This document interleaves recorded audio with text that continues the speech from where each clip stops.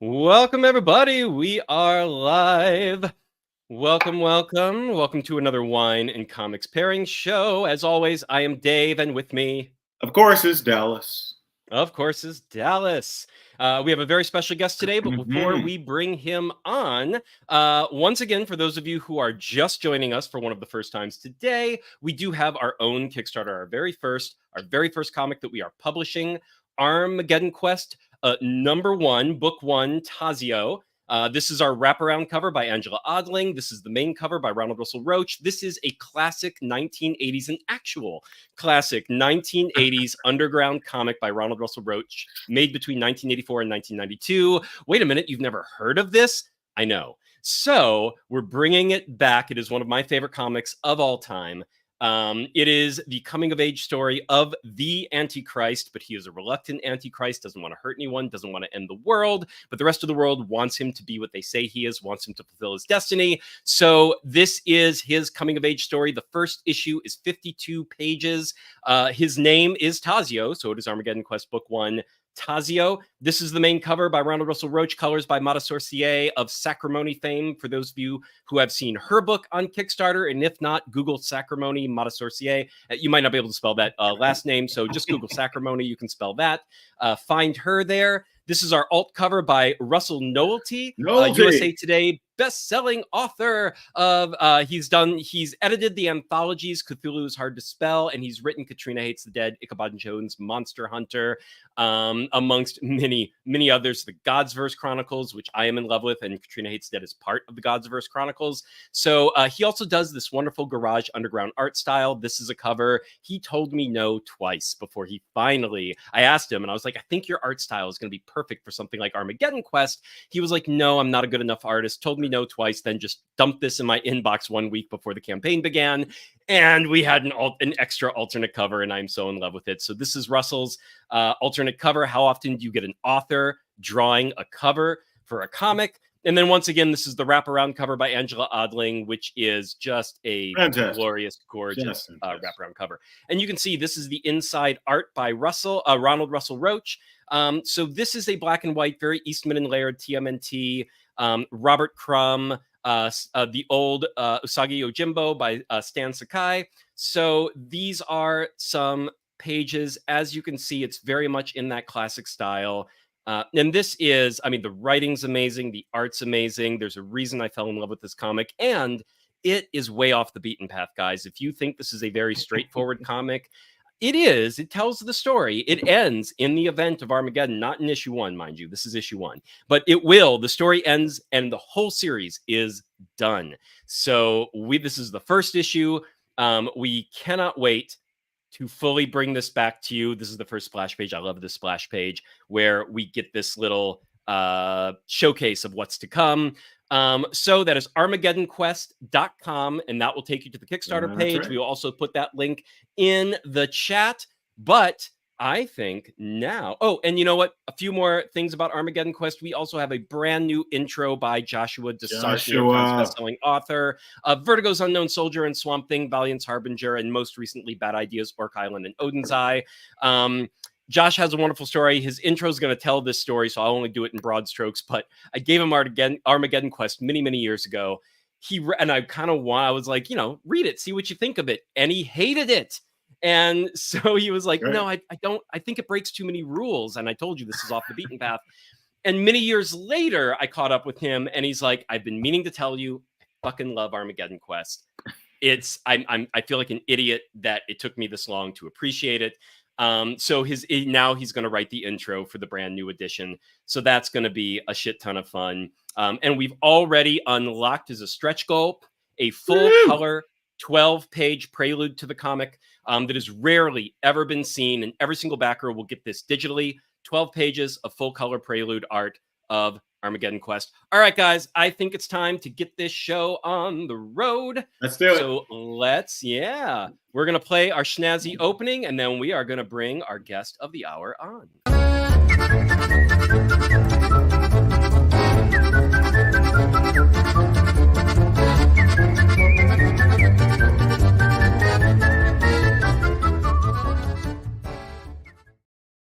Hello, everybody. And welcome, Rylend Grant, our guest of the day, the author of The Peacekeepers, amongst many, many other things, which I'm going to rattle off here in just a minute. But That's today, we are here to talk about The Peacekeepers, currently on Kickstarter. It's down there at the banner that is scrolling at the bottom of this screen. And there is a bit.ly link that you'll be able to find. And I will put that link in the comments as soon as I stop talking long enough to do so. But first, let me introduce our guest. Let me give you a little bit of his backstory before he gives us more details on his backstory. But Rylend is sort of like me, a Detroit, Michigan transplant over here to LA. I am from a military family, so kind of, sort of, not really. I was born just outside of Detroit, but didn't spend a whole lot of time there. But I know Michigan very well. My whole extended family is from up there, and we both wound up in LA. But Rylend came to LA. He is a screenwriter by trade. He has been a finalist twice for the Academy of Motion Picture Arts and Sciences Nickel Fellowship in Screenwriting, which just opened up this week, I think, actually. Oh, yes. Wow. Get after it. Yes.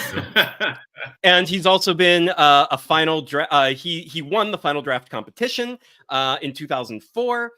He's been on the Blacklist. And for those not in the know of what the Blacklist is, it is a voted upon list of the best unproduced screenplays every year. It's a curious thing. I really love, everyone really loves the Blacklist. It's voted upon by the people who basically read the script and decided not to produce it.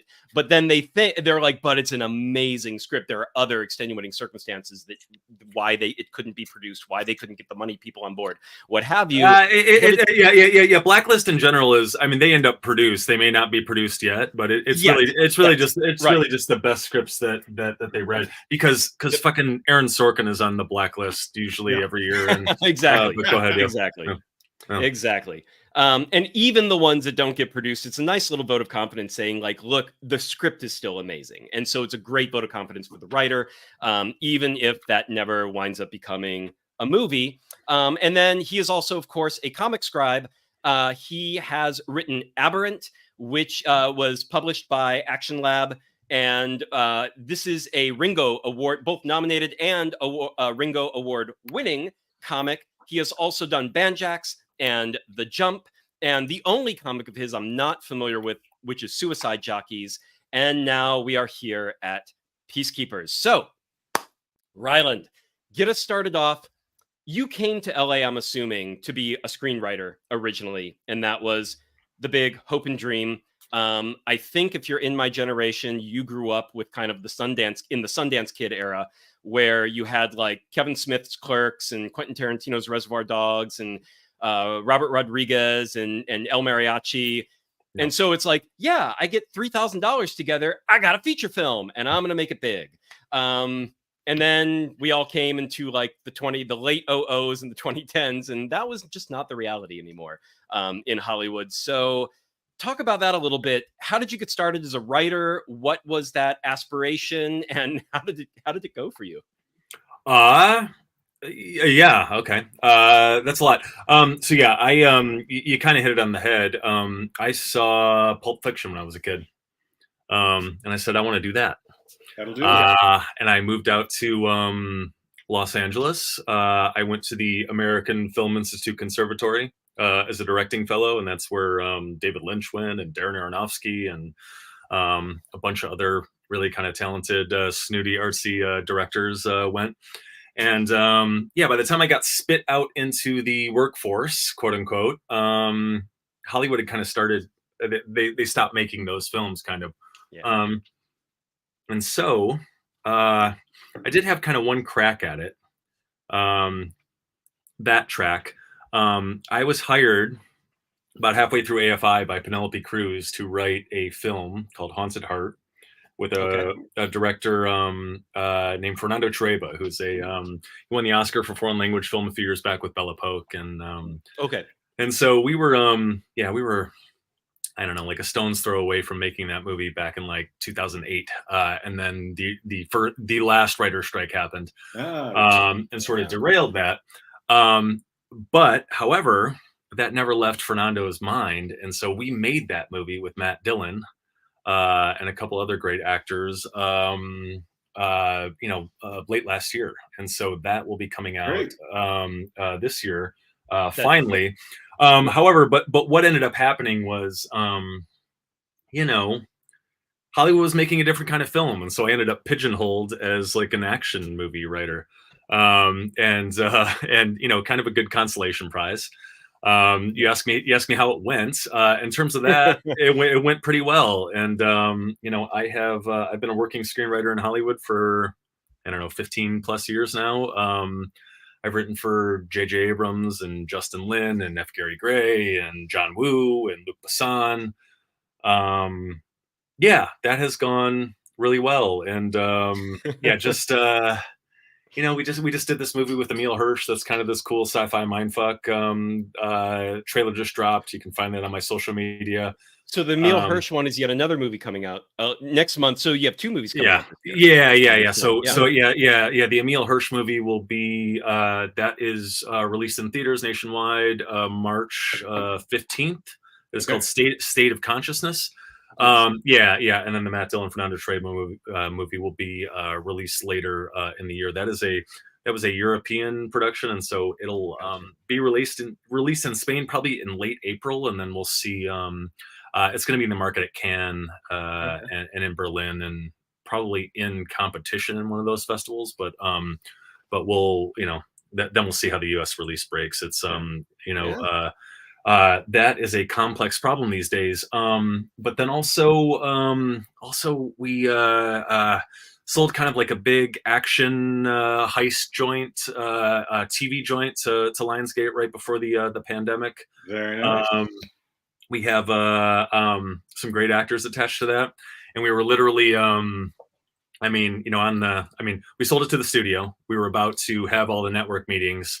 They were literally set. And then the strike happened, and so the writer strike ends, but the actor strike hadn't wrapped up, and that complicated things. And we have three actors attached as producers, and so we can't shop it. And now Hollywood is in a weird place now, where very weird, don't we know it? Yeah, we have finally come back to the table, and CAA is telling us, like, you don't want to take anything out for 6 months, and it's like, well. We just took a year off. Like, what is happening? Right. And and that doesn't add up to me. That makes zero sense. Mm-hmm. And I mean, here's the thing: is like my wife and I love to watch TV at night, and there's nothing out right now. There's nothing to watch. Nothing.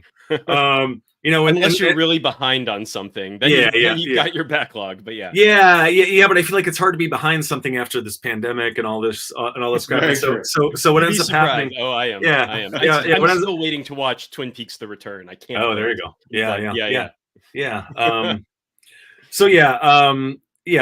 That's how it goes. And then, you know, we have I got a couple other things. A film that we'll probably shoot in Germany this year. That might be the best thing I've written. And got another thing that got a lot of feeling that way about it. Yeah, action joint that takes place in Russia, like on the eve of the Ukrainian invasion. Kind of an action joint, and so that's pretty close. Director on that one, and so that's been going well. But yeah, comics was there were a lot of stories that they wouldn't let me tell in Hollywood, and I had been, when I sort of got into comics, I had been writing in Hollywood for, I don't know, 12 years or something like that. And I was having an existential crisis where it's like, I hate to be the guy who complains about getting paid to write action movies. I love action movies, but it was like, there were other stories I wanted to tell.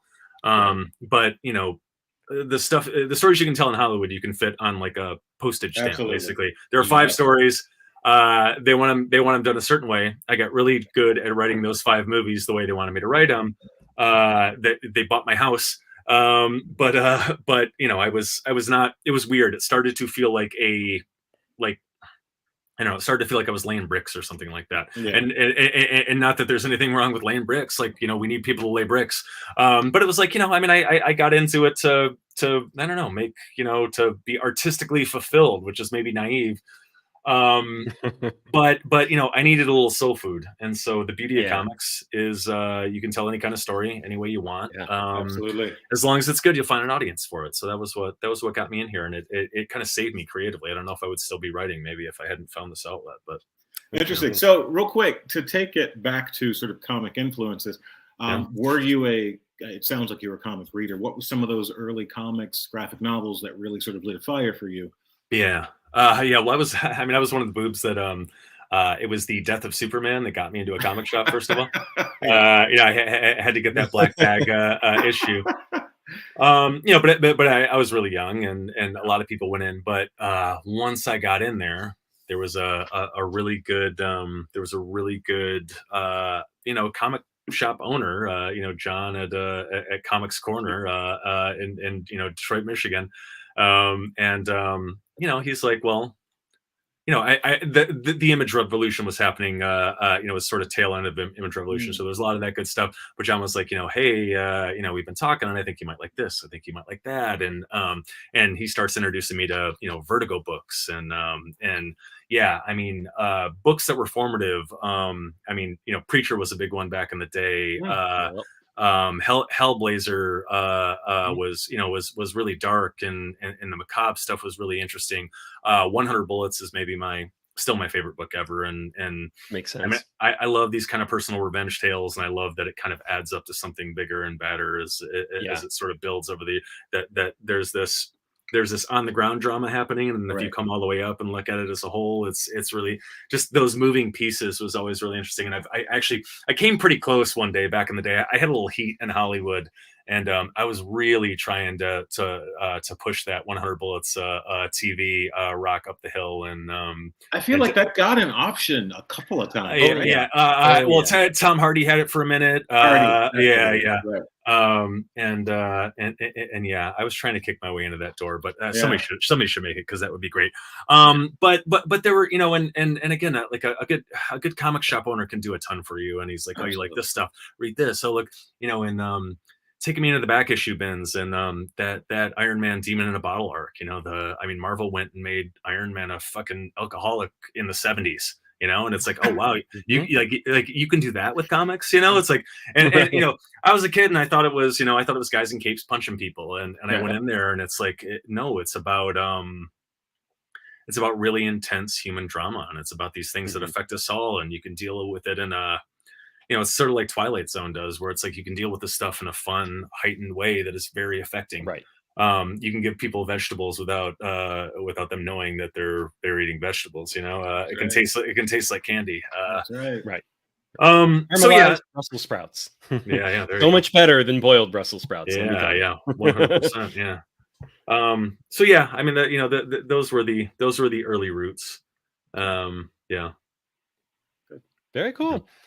So backtracking to, you came to LA and you got a gig writing for Penelope Cruz. Mm-hmm. I'm always fascinated by like if you're willing to do the nitty gritty, like a little bit more of like the real talk, and like how those relationships worked for you.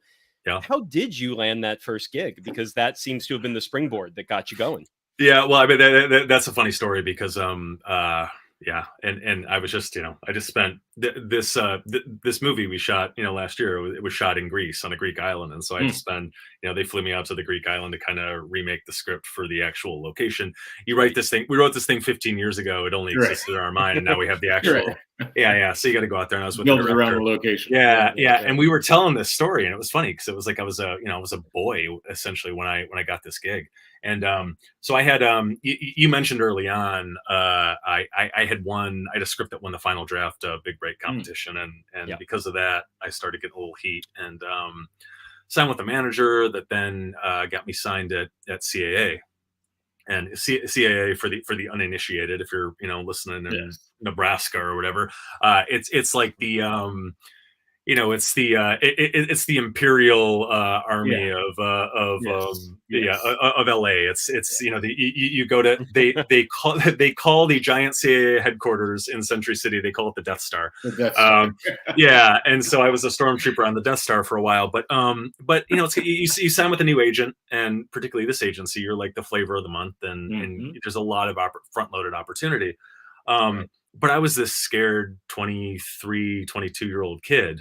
And so what CAA would do that back then, and they still do it to a certain degree, is there would be these kind of cattle call jobs where it's like, okay, well, here's an open writing assignment. Let's throw 12 of our writers at it.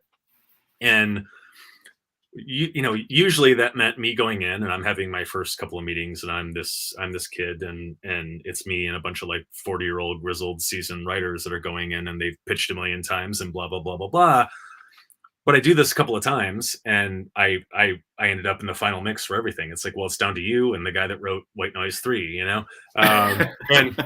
And too often I didn't have a credit yet, so it was so it's like, we're gonna go with the, you know, but it showed them something that it's like, oh well, this guy's good in a room, and this guy has something obviously, because he should not be you know, hitting the podium on these jobs, like so this was actually my first pitch ever, like before I had done any of that shit. It is the first time I have to go in and pitch to anyone, do the pitch, huh? Yeah, and they're like, well, Penelope Cruz has this thing. She had partnered with this European financing thing, and Fernando, this director, is actually, he's a Spanish director. She is a Spanish actress. He is the guy who discovered Penelope Cruz. And the guy has, you know, an Oscar, and he has probably, you know, a dozen Goyas, which are the Spanish Oscars, and 15 European Film Awards. But he is probably best known as the guy who discovered Penelope Cruz. He gave us all her, you know, which thank God. But they're like, hey, scared 23-year-old kid that we just brought on like 8 days ago, read this thing. This little write-up, you have to go tomorrow down to the Chateau Marmont and pitch Penelope Cruz and tell her why you're the one of the 10 or you're the one out of these 12 guys that she's going to meet that should write this. And I'm like, holy fucking shit, right? Like, what did I get into?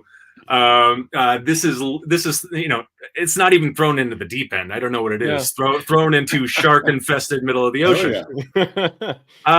You know, and so thrown into the middle of the Perfect Storm movie, and it's your first time on a boat, right? Yeah, and I'm still in film school, and I'm 23, and I'm driving the, like, I get out to LA and I barely had any money, and I bought the shittiest fucking, like, it was a Hyundai Accent that was held together with duct tape.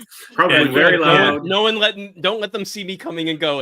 Just and it was a weird color. The color was called champagne, and it just looked like a fucking clown car. Held together with duct tape, and so I'm so embarrassed by this car that I wouldn't even drive onto the Chateau Marmont grounds. I parked like blocks away. I would have been the same. It's hysterical because you know they're used to this with like struggling up and coming writers and things like that. Like everyone would know what that meant, but I would have done the same. And then they're like, hey, this Penelope thing's on the DL with there, so don't walk on the main entrance, come in the service entrance, and this, that, and the other thing.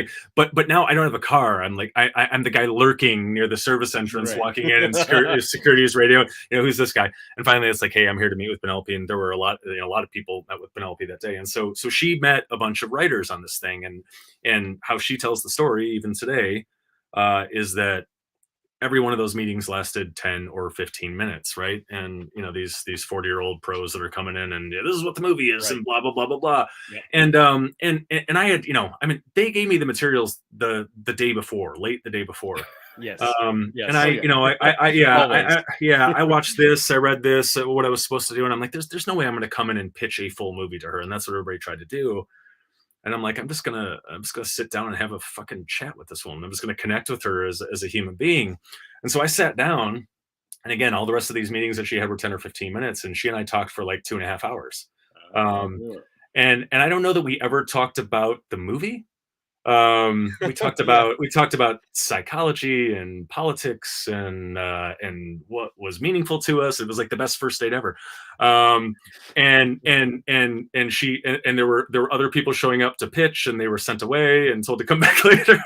And she and I just hit it off. And so I walk out of there, and I'm like, I think that went well. And she immediately called my bigwig agent at CA and said, this is the guy. Fantastic. Then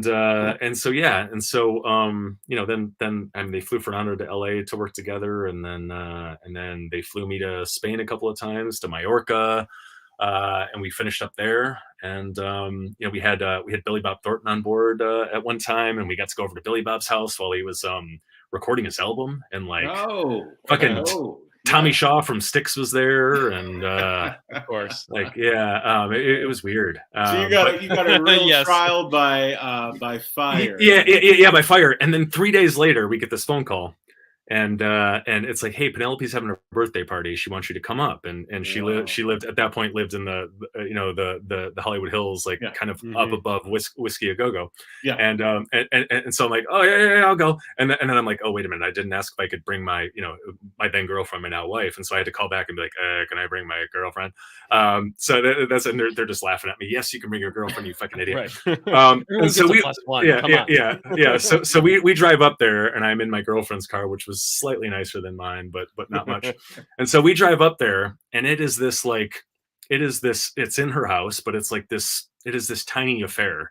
It is like, it's Penelope, and she was dating McConaughey at that point. Yeah, like Tom Ford is there, Ashton Kutcher, Demi Moore.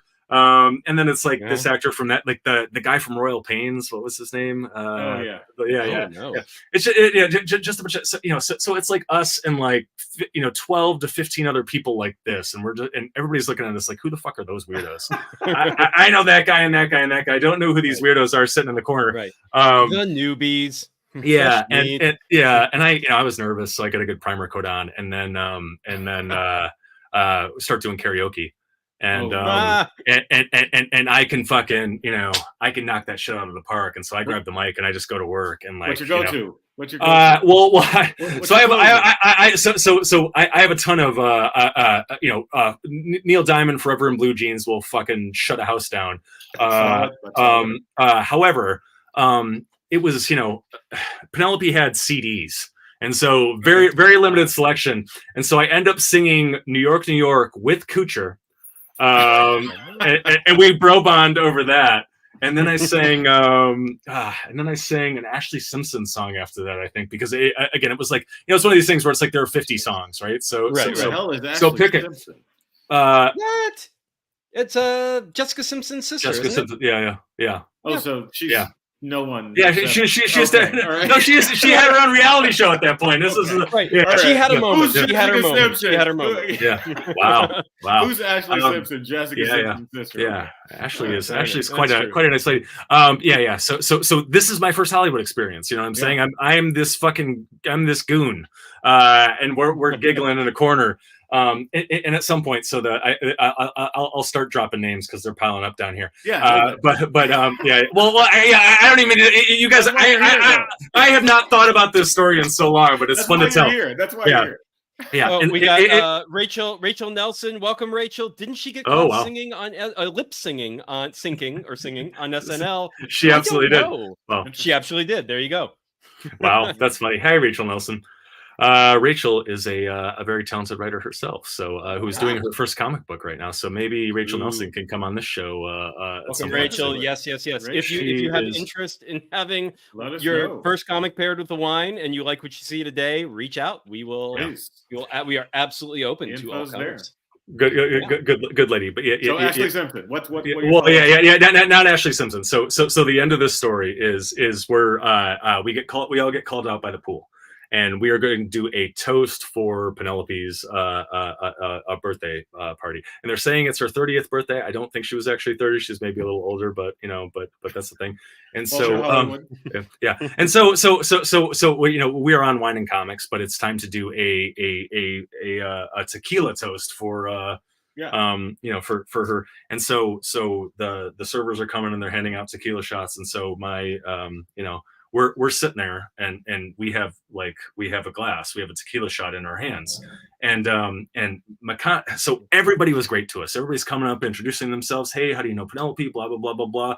McConaughey was in his own world the entire night, and so he is sitting in a corner by himself the entire time, and he is drunk and high on soming. I don't know what. He's just a boyfriend, dude. He was fucking feeling it, man. And he's in a corner just like fucking doing the Running Man. And like, I had never seen anybody. I mean, he was at a different party, and it was so much better than the party we were at. And so so he comes out of his wherever he was to do this thing, and then he's at the pool and he starts saying hello to everyone. Hey, how you doing? How you doing? How you doing?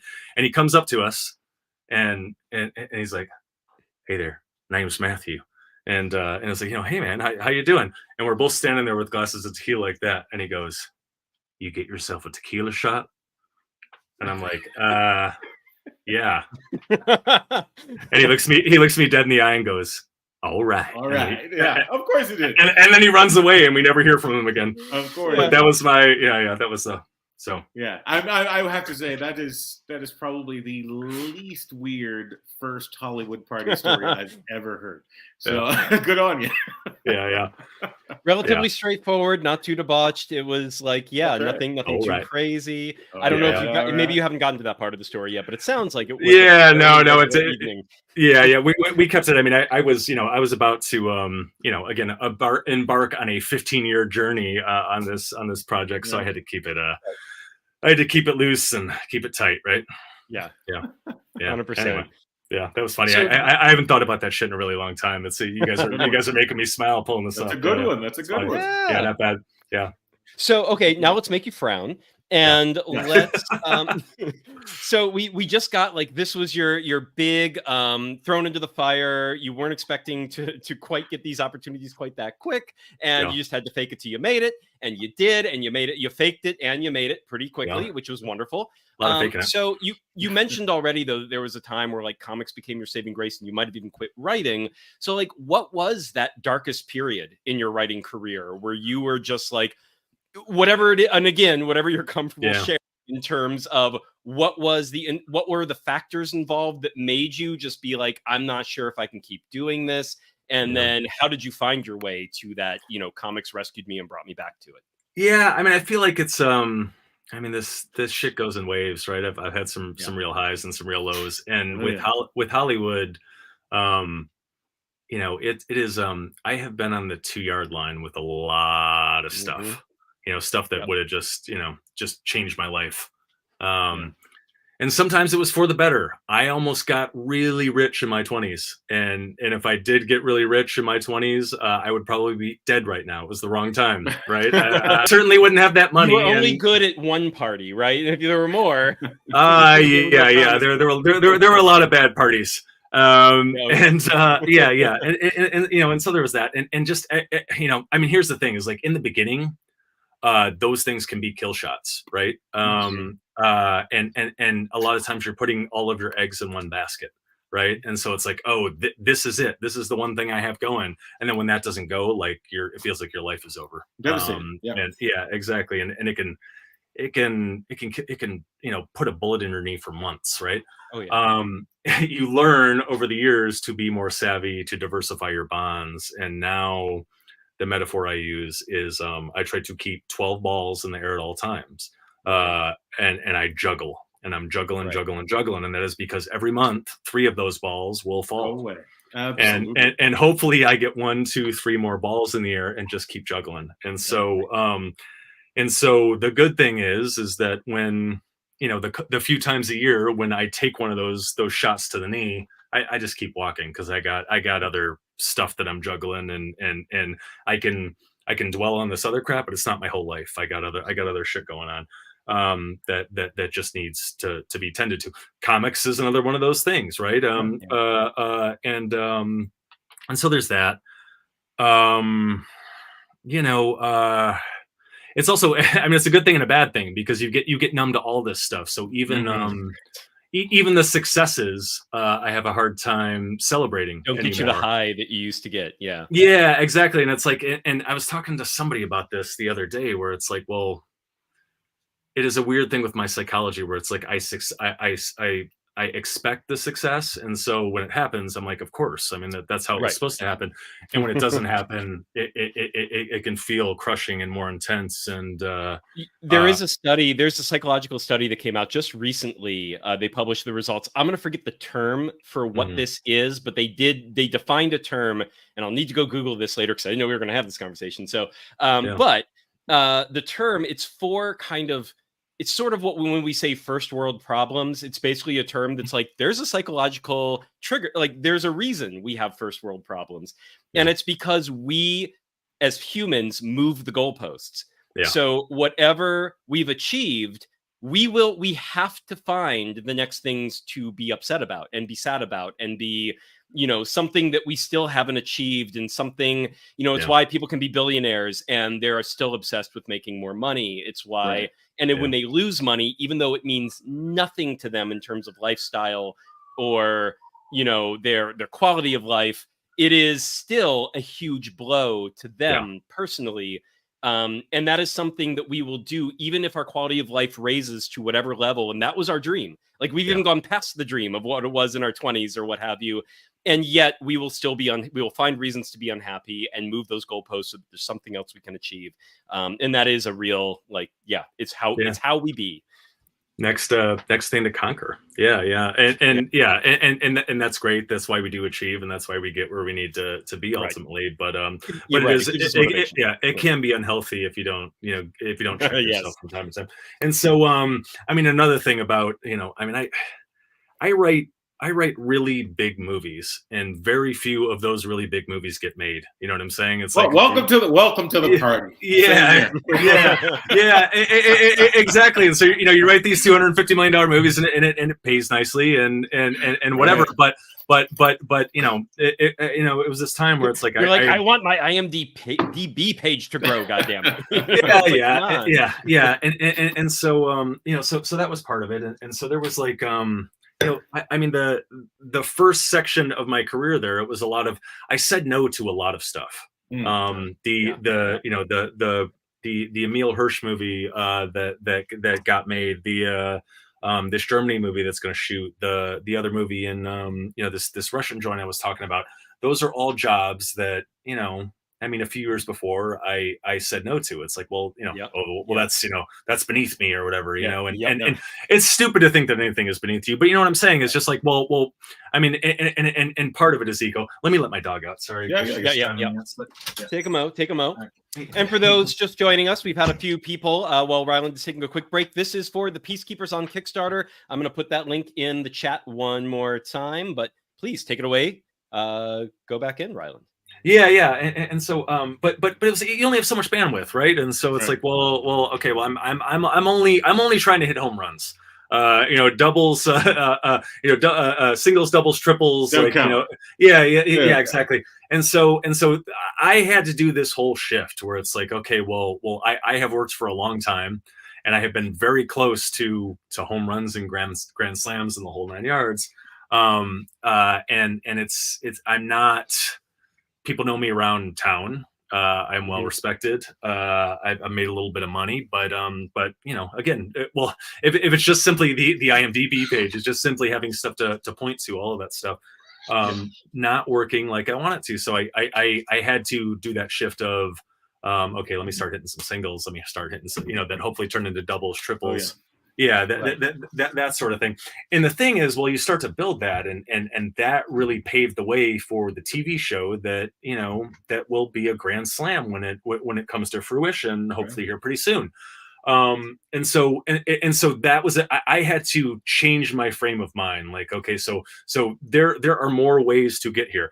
But comics in general, and I was talking to somebody. I had lunch with a couple of people today that are really kind of, you know, they're diving into comics for the first time, and they are people who have written a lot of great stuff that it's sitting on shelves, it's sitting on hard drives. And I was talking to them about, well, there is this, you know, like I've written a lot of great scripts that are going to die on hard drives and die on shelves. Absolutely. You write join the club.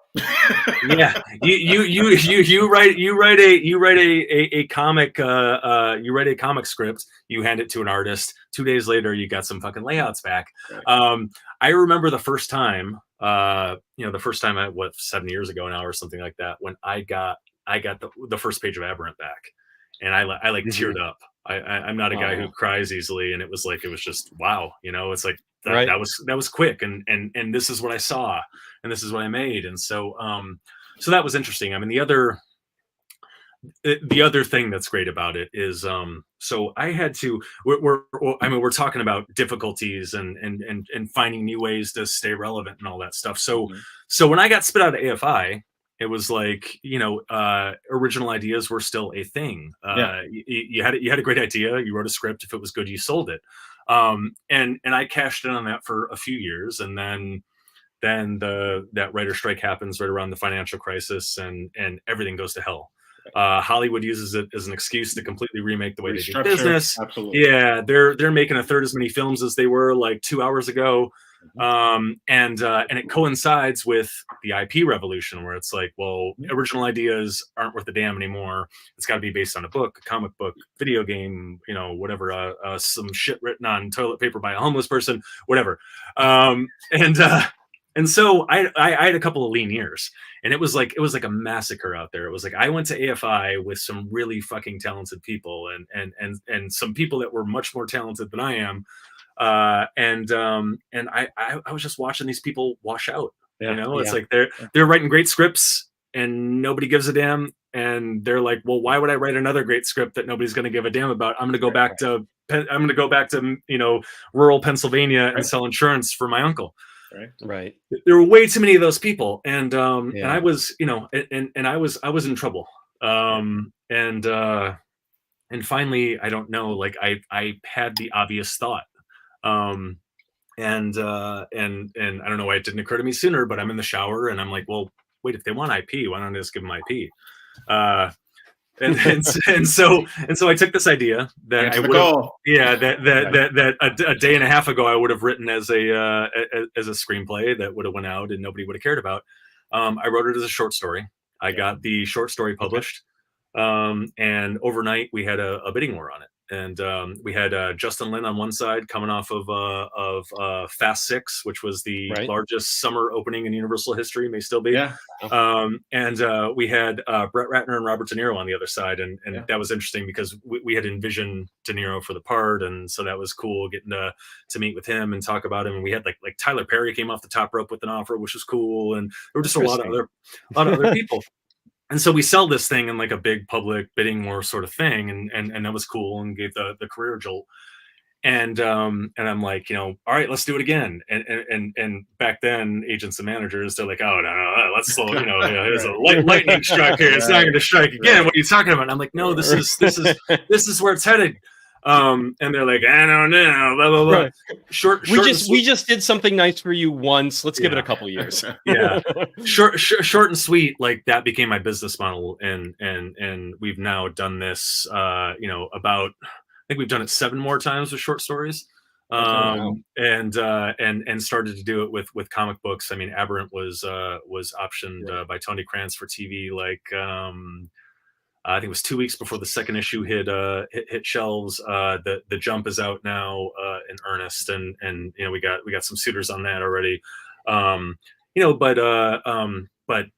I mean, Justin Lin, F. Gary Gray, J.J. Abrams, Tony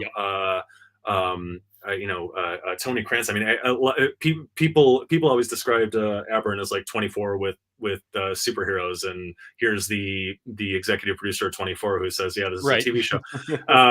And so that became my business, and so it's weird. Like that was good, and it has served me well. And the TV show that we sold is actually based on a short story also, and so that's great. So it's still working, still thumping.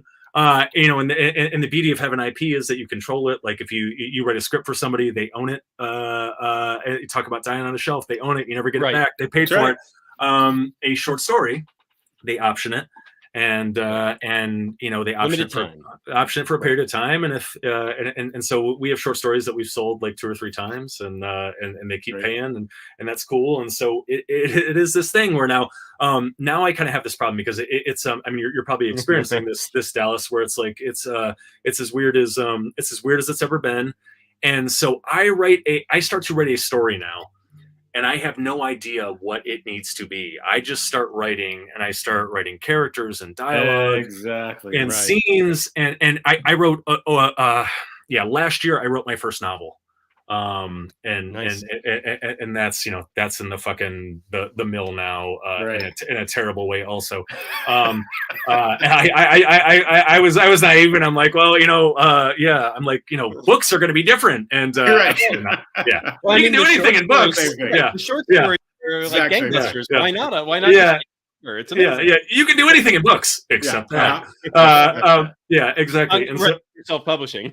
yeah, But- yeah, yeah. yeah. And so I'm dealing with a meat grinder there, but Yeah. but I start to write something, and I remember I wrote I with anything, it helps me to just get it out if I just start to script, and so I'm in final Same. draft and dialogue's Same. flying out of me, and I get I don't know 50 pages in, and I just stop.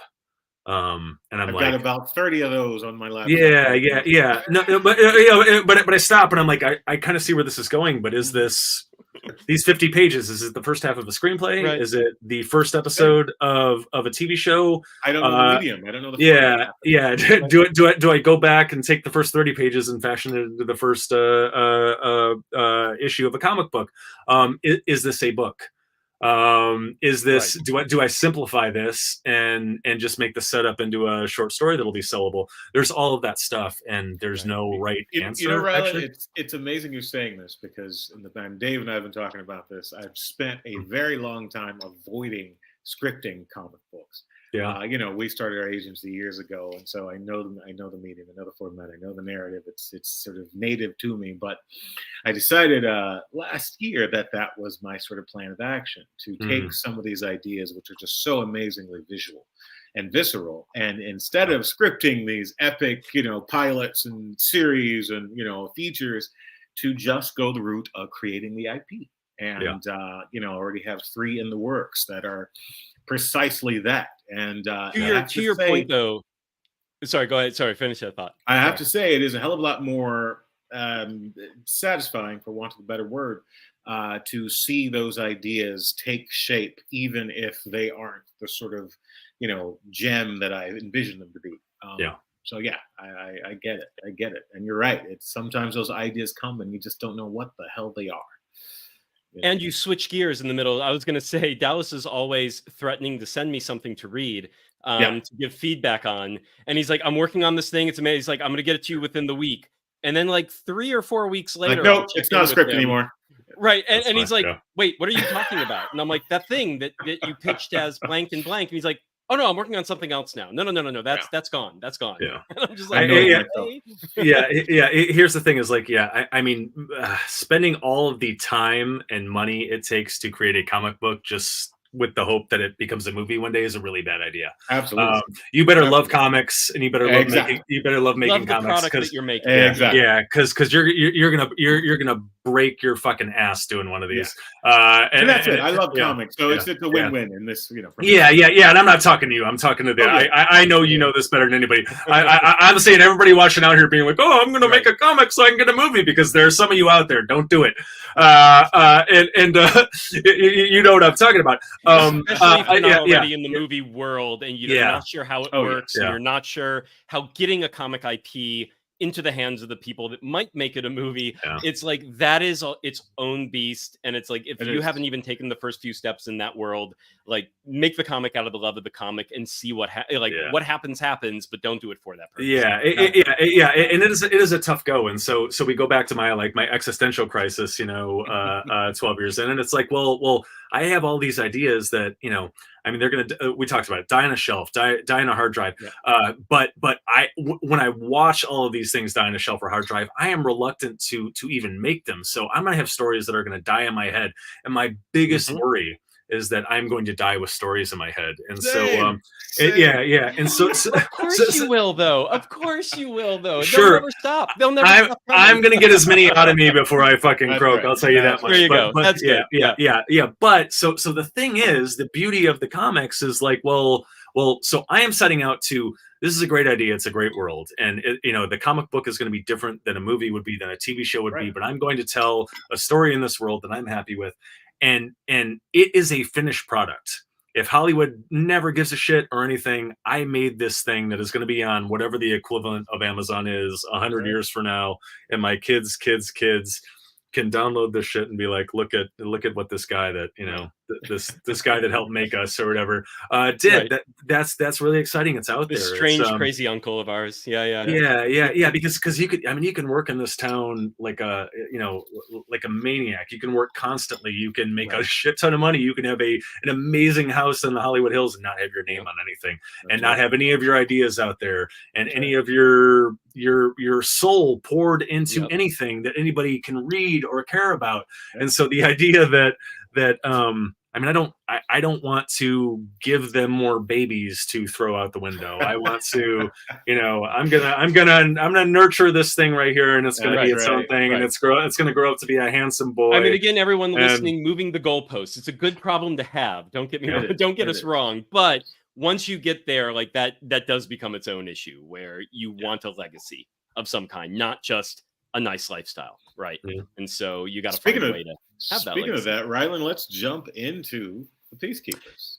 Yes, and my next question was actually going to be, so one of the things you mentioned about Peacekeepers is that this is a story that you were born to write. And so I was very interested, like, what about this story?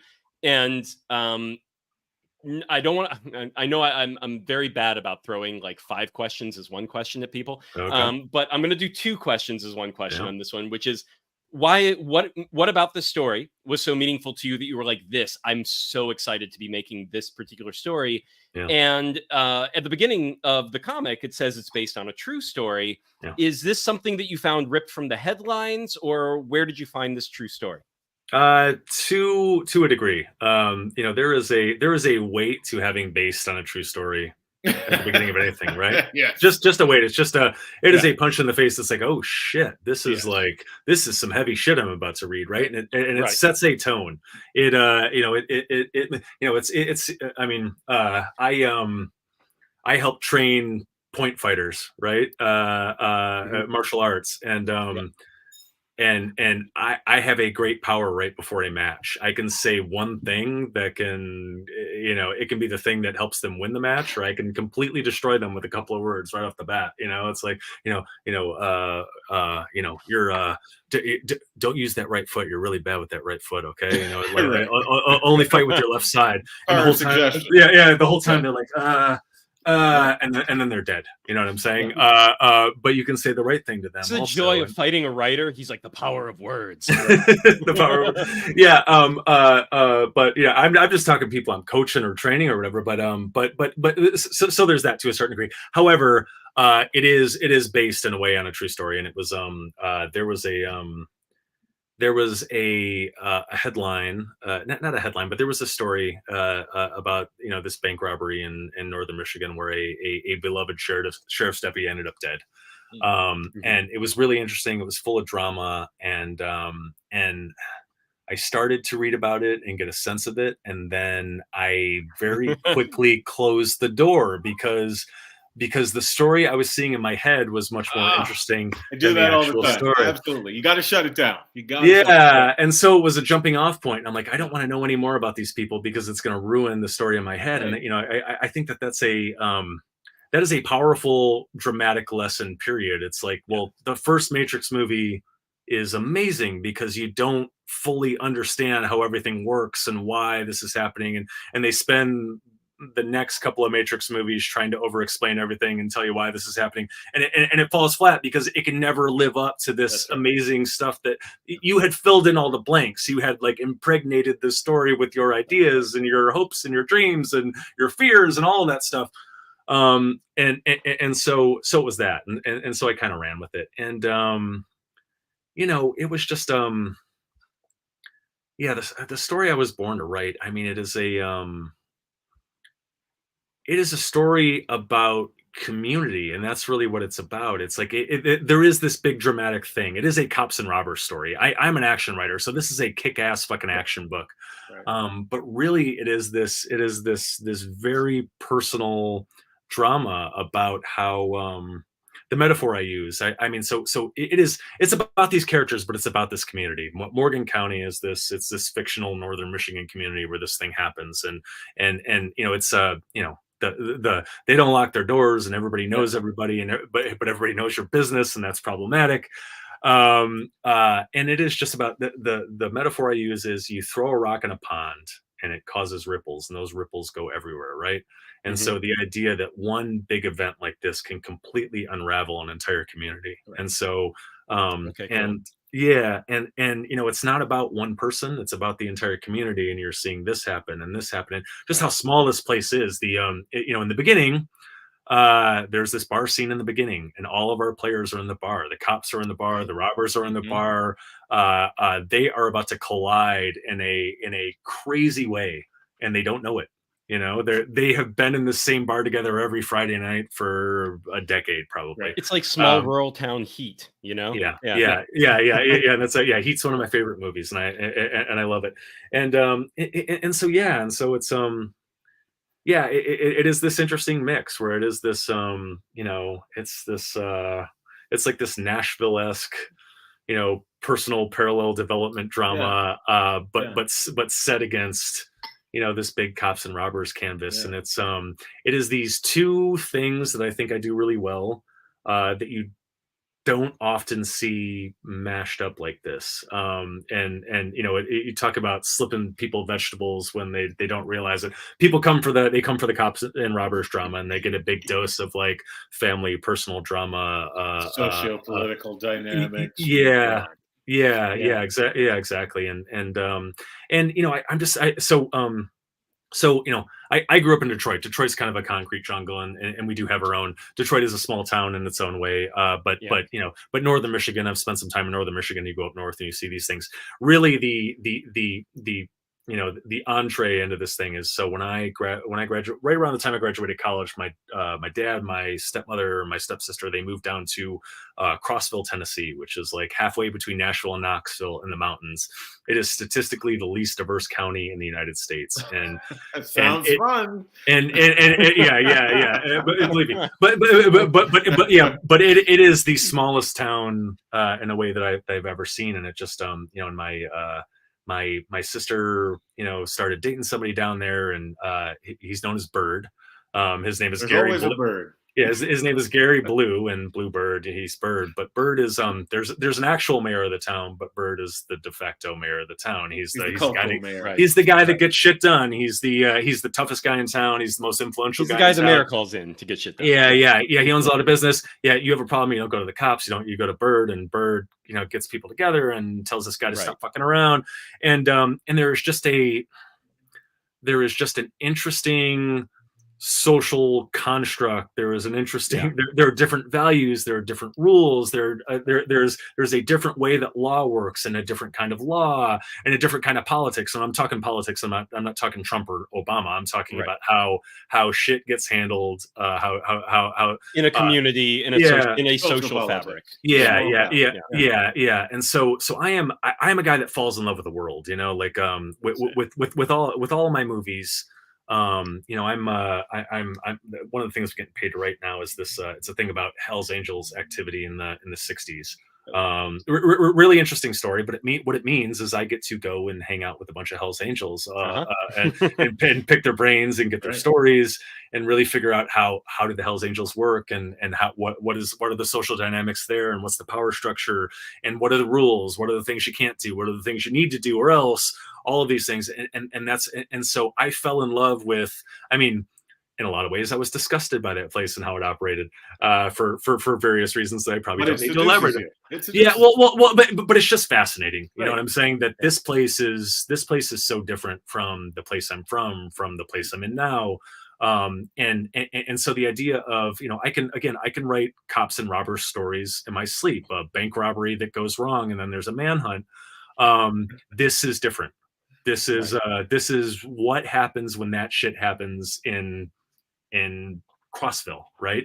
And how is that different? And that is just such an interesting study to me. And to me, that's, you know, again, like the cops and robbers stuff, the bank robbery stuff is going to pull you in. This is what gets you to stay. You're like, wow, look at the layers. This is fascinating. Absolutely. You know, all of that stuff. And I just, you know, again, it's like these small communities, like everybody comes together all the time. There's not a lot going on there. So when there's a controlled deer hunt, everybody's there. Everyone's there. Yeah. And grudges never go away in towns like that. Yeah. They're passed down generation to generation. and passed down generations. Yeah, I was going to say, and I will say I agree. The brother dynamics, and like on both sides of the law, you have this brother dynamic going on, which I liked. I feel like that was the thing that drew me in the most, was when I realized they were kind of mirroring each other, and they both had their own, for lack of a better term, again, politics at play, like social politics at play, and how that was going. And then between one group of brothers, of course, have their Nana, who's also her own beast. And the other ones and the other ones, they're dealing with like the wife or the girlfriend, like very, very close girlfriend, but and where that goes in issue number 2, which, by the way, guys, we're about to go look at the Kickstarter page for issues 3 and 4. We've only read chapters 1 and 2. We have not seen 3 and 4, so we can only talk about 1 and 2. But for those 2 chapters, I mean, by the end of that issue, it was the human drama, those social dynamics, where it was just like, this is fascinating. Like, I have no idea where this is going next, which is where I think that you pull that off beautifully. With that. It's good to hear. Cool. And let me catch up on a few comments here right before we go to the Kickstarter. But we have a Tanner Berghardt. Hello, Tanner. Love the mix of influences. We do too. It is a really good mix of influences. We also have figure drawing from or make comics because no movie can or show can ever compare. And then if Hollywood makes the offer, sell out, open a vineyard. That is Dallas's plan. Let me tell you, whatever breaks out for him, he's like, I'm opening a vineyard with that money. Let me I'm not saving it, not investing it. I have a friend's dad who got rich and bought James Garner's vineyard. And no way. I'm familiar with I got to spend a couple of nights there, and it was fucking wondrous. And it was like an adult playground. We went up there and like rode ATVs and shotguns and it was I get it. I'm with you, man. Just invite me up when you get there. Don't worry, buddy. Sign me up. We'll invite everyone up there. We also have, I blocked out all the Matrix movies after the first 2. Idea. No. So, I might lose friends for this. And might even hot take. But I will say, I think the 4th Matrix is the only one as good as number 1, and not as good as 2 or 3. Is that the one that just came out? The 4th one, yes. I've seen that one, just a year and a half ago, something like that. But yes, the most recent one, I think that is a worthy anti-sequel that is like a perfect coda to the fact that the Matrix exists, the movie The Matrix exists at all. Totally worth your while, even if you're not the biggest fans of 2 and 3. I suck. I'm late. Hi, Blake. There's Blake. I support all matrices. Yes. I actually haven't watched the newest one though. Blake, Same here, Blake. Rewatch the first one, maybe at least. I did that. I rewatched the whole trilogy, then watched the 4th one, and wound up loving it as part of that. I was like, it's its own thing that is really a commentary on the first 3, and the fact that it's coming out. What is it? A commentary on the first 3? Who wants to see that? Come on. Oh, it's very good comedy and entertaining commentary, but you can't expect, the same thing. Okay, let us. Sorry, my mind didn't accept part 4. I watched it, but I didn't. I know. Try it again, my man. I'm telling you. Now that you know what it is, and you won't be disappointed with the fact that it isn't the second coming of the first Matrix. Maybe you'll appreciate it. I don't know. My brain it's a 2-hour-long direct commentary. All right, let's take a look at that Kickstarter page for the Peacekeepers 1 through 4. The Kickstarter. Here we are, the Peacekeepers 1 through 4 from Ringo-Award winner Rylend Grant. As you can see, they are already funded with 24 days to go. But let's get. We're going to check the stretch goals out as we get down below. But this is let's get it as high as we can go, and it's well worth your time. We're going to get to that as well. Let's actually play the video if you're okay with that, Rylend. Yeah, do it. People can see that. Yeah, might be some info that we already dumped.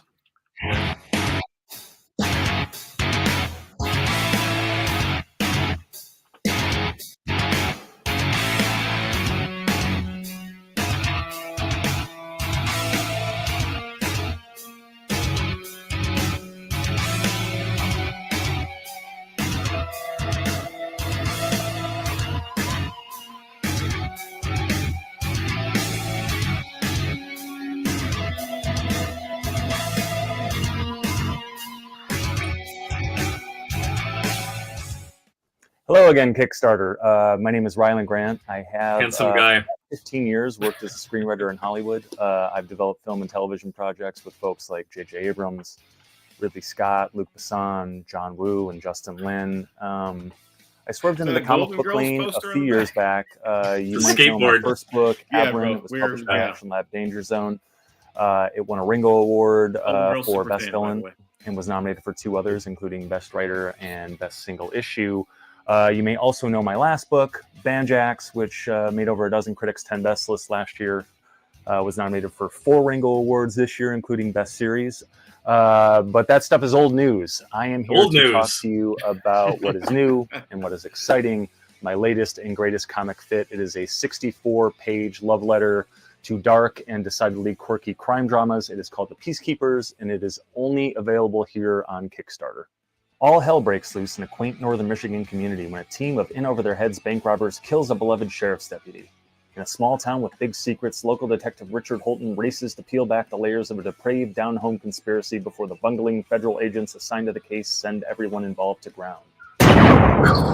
Gunshot! So if you dig films like Fargo or No Country for Old Men, if you are a fan of case and season police dramas like True Detective or The Wire, if you like Elmore Leonard novels, if you are into comic masterpieces like Criminal or 100 Bullets, I promise you, you are going to love, love, love The Peacekeepers. Now, the art is done. The book is completely ready to go. We just need the funds now to print it up and to get it to you. We have great rewards for potential backers. Look on down below. 3 amazing variant covers, original art, the chance to actually appear in the book or on a cover, the chance to come on the film or TV property as a producer. And there's tons of stuff for all you process junkies out there. So again, take a look below, pick a tier you like, and please, please, please come along on this journey with us. It's going to be epic. It's going to be awesome. You're not going to regret it. Man, that's a handsome guy. It's a good-looking guy. A good-looking guy right there, man. Good haircut. Good haircut. So Golden Girls. Are you a big fan, or is that yeah? Huge fan, and that is actually so that was a Funko exclusive at San Diego Comic-Con in 2019, and dudes were knifing each other in alleys trying to get one, and I managed to I bribed the right guy and I have one, and it's just hung it up like a piece of art. Hands down, top 3 best written sitcoms of all time. Every 15 seconds, you get a setup and a punchline. And those ladies are spitting fucking fire, man. I mean, it's so good. Yeah, it's great. You can still you pop it on, and obviously obviously the hair, the clothes, furniture, the clothes, But it could have been written yesterday. Absolutely, you know what I'm saying? Absolutely. And their delivery, man. Oh, anyway, yeah. So Peacekeepers, guys. And they have already smashed through their first stretch goal. So there you go. We're talking about stretch goals. Ooh, wow, and every backer gets 17 plus comics for just the one pledge. Amazing. So here we got the cover for Peacekeepers chapters 1 and 2. As you can see. And this is some next level shit. Rylend's cinematic prowess is on display like never before. The Peacekeepers may be his best work yet. You want greatness? Look no further. I like that, Jason. That's a quote. Bennett, Pop Called HQ. Thanks, Jason. Thanks, Jason. And so we heard the pitch in the video, so we probably don't need to go over that. But let's look at a little bit of the art. I do like love that image, by the way.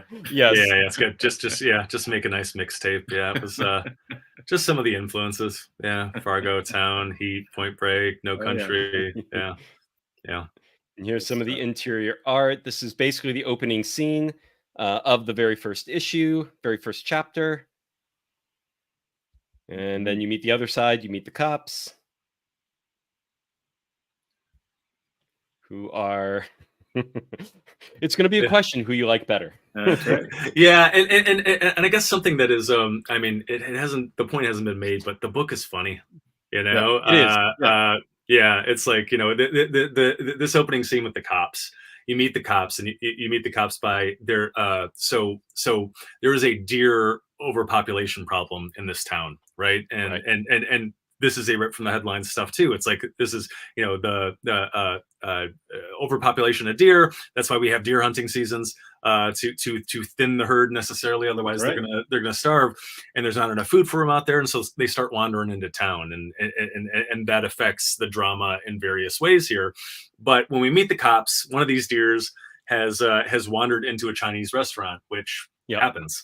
And he's tearing the place up, and the cops are standing around, and they've called animal control, and they're waiting for animal control. And one of them shows up. They kind of swing a dick on the force, and he looks in there, and he's like, "Wait a minute, that is a 10-point buck." And he goes to his truck and he gets his rifle, and his boss, his brother, is trying to talk him out of it. Dude, they're children here. Like, what are you doing? And he's like, 10-point buck, Ricky. The child right here, who's like scarred for life by watching him go in there and get his 10-point buck. He walks into the Chinese restaurant, and you hear a big blam, and then we're and then we're out. So it is funny. It is life is funny, and some of the best drama we've seen in the last decade or two, is really funny. The Wire is hilarious. The Sopranos is hilarious. Right. Fargo is hilarious. It might even be considered a comedy. No Country is hilarious. American Psycho is hilarious. It helps balance the tragedy, all of these things, and so if it ain't funny, you ain't doing it right. So a lot of humor here. Lightness with the darkness. Right. It's always got to be gotta have the counterpoint. Then you meet the wrestlers, and this is another thing that balances the comedy, is where some of our main characters are also small town wrestling. Yeah, small town wrestling. What do you call this level? Because I don't really follow wrestling. So is this circuit wrestling? Is this semi-pro? What do they call it? These are guys that get together in a high school gym and put on a show, and those people are so interesting to me, and I've spent some time with them, and they're like carnies, but wrestling carnies. Right. And so interesting, and some of them are fine, upstanding people, and some of them, sell illicit substances and take things that don't belong to them. And it's these amazing. are those guys. It's its own ecosystem in every town. It's its own ecosystem. Yeah. There's money to be made from the stuff that's done on stage and the stuff that's done out in the parking lot. Yeah, it's fascinating world for sure. Yeah. And it was just I saw a show, I met some people, I spent some time around them, and I always wanted to do something with it, and I did it here. So nice. It fit. Yeah. Beautiful. For sure. I was half hoping the wrestling part of this story was part of the true story, but I'm assuming it's not. No, it's not. No. Yeah. I was like, that is a crazy true story. Good God. But good choice. I think it really gives these two characters something extra. Yeah. Very cool. Meet the girl next door. Kind of, sorta. Yeah. More fun. Yeah. Is she coming back in chapters 3 and 4? She does come back. Yeah, she ends up. Right. I was gonna say small town, right? Yeah, she ends up falling for a very attractive African American FBI agent who comes in to kind of help. Aren't they all? Oh yeah. There you go. Yeah, we met him already in chapters 1 and 2. Yeah. Amazing. Good awesome. dude. Yeah. Regular cover, and this is by the interior cover artist as well, David Leon Diaz. And here's chapter 3 and 4 cover, and the variants. Yeah. So go ahead. Speaking of that, what was the process of connecting with the artist? Had you worked together before? So Davi drew Aberrant for me, I mean, he and I have done a lot of work. We've done some other projects together also, and he's just a great guy, and no ego and hard worker, and just wants to give you what you want. And can't say enough about him. He's great, and he is responsible for this this Guy Fieri just for bros hair dye. Yeah. I mean, and it's if you weren't sold, look fucking sick, attract women, make men fear you. That's exactly what it would say if it were on shelves. Bomb.com Coleman color. Yeah. So Electric Blonde, anyone? Sure. Sign me up. But yeah, it's like, so here's the thing is, we all do covers that we like or whatever. Sometimes you just knock one out of the fucking park and just look at that, just look at that hair dye box. I mean, it's on fire. It's so fucking, you just feel the energy coming off of it. Yeah. So and sometimes what's crazy is it actually feels like something you could see in a Dollar General in the middle of Kentucky. Yeah, 100%. Right. Yeah. But it's like this is the fun of what we do. Is like there is a scene where he is running from the police, from the U.S. Marshals, and he stops at a gas station and he's trying to change his appearance, so he dyes his hair. But you start asking yourself, well, what kind of hair dye is he using, right? And it turns into this thing. And this is, I don't know, this is what makes it worth it to me to do all this shit. We spent a lot of time on this, and it's like, and I mean, I look at this and I feel all warm and fuzzy inside. So right. Hopefully you guys do too. A lot of good feedback on this already. So, Fantastic. I write hard for Guy Fieri. Just if you follow me online, it's yeah. And here's the other one, Morgan County Squares, for those who remember this game show.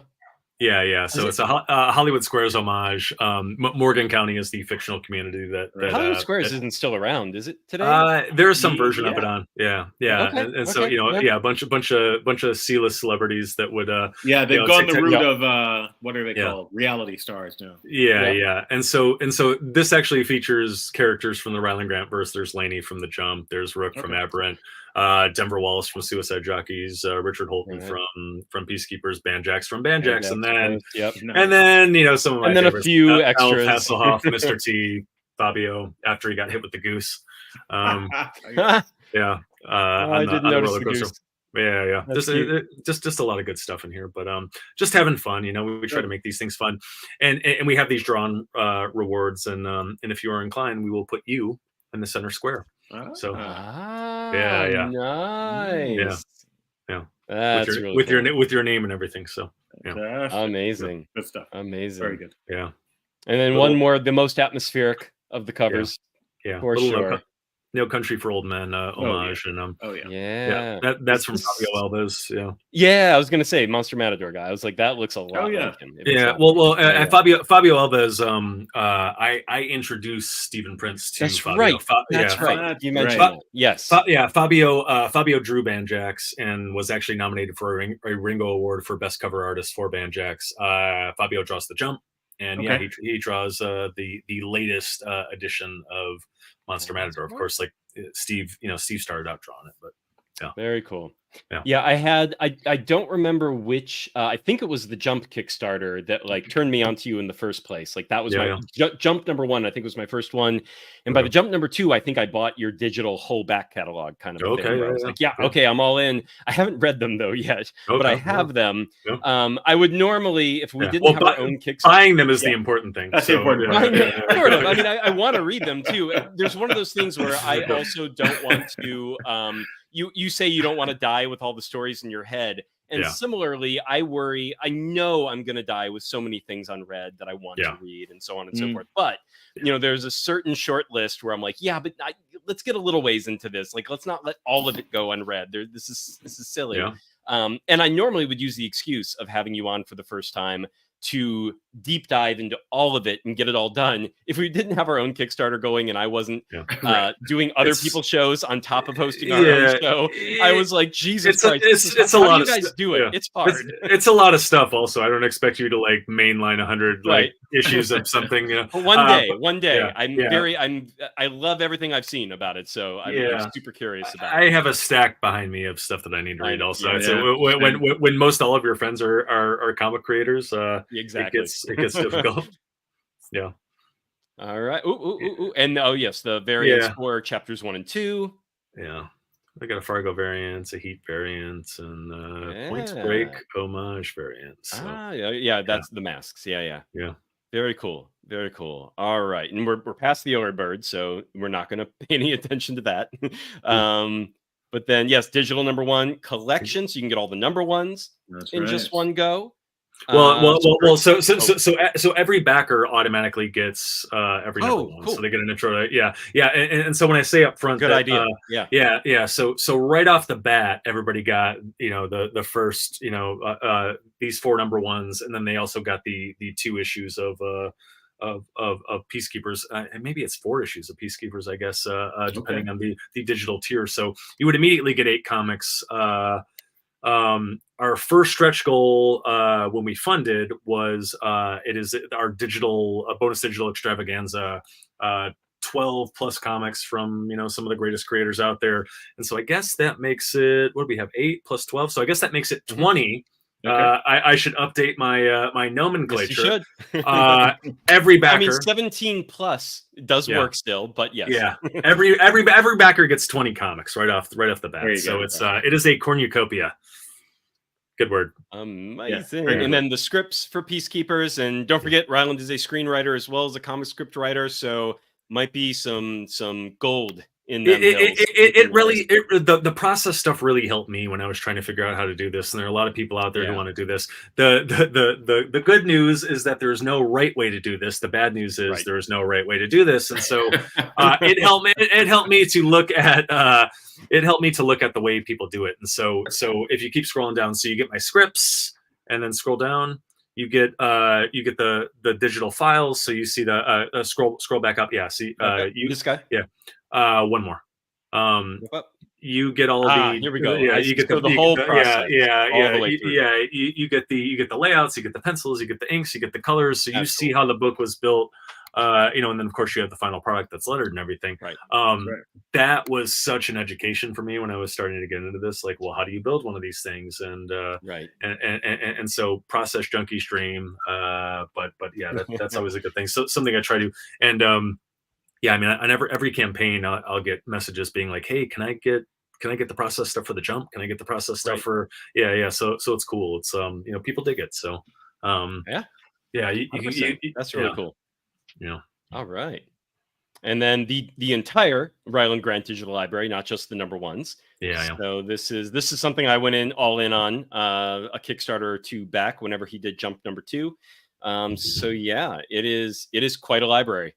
It's a lot of stuff. All of Van Jack's Aberrant season 1 and 2. The entire thing there, and everything that the Jump has done so far. And you're giving it away, man. You're giving it all away. It's a fantastic haul, but God. Yeah. Fantastic haul. And then original art. Oh, gorgeous. All by Diaz. Yeah. Black and white commission.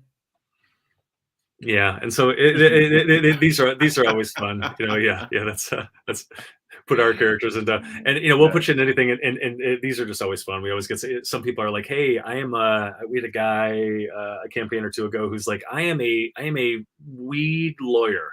I defend dispensaries, and so I need a logo of some sort that balances a law scale with weed." What a good way to use the commission. Yeah, we put this thing together for him. He was really happy with it. And some people are like, "Hey, I want my wife and I, we need something for our wedding invitation, so stick us into this movie or put us in front of this thing." And I want to be drawn as Johnny from Cobra Kai or there's a lot of that stuff. But again, it's like if you like these books, you can't walk into a comic shop and be like, "I like that book. I would like the artist to draw whatever comes out of my." And it's anything goes. You want your neighbor getting fresh with a horse or something like that.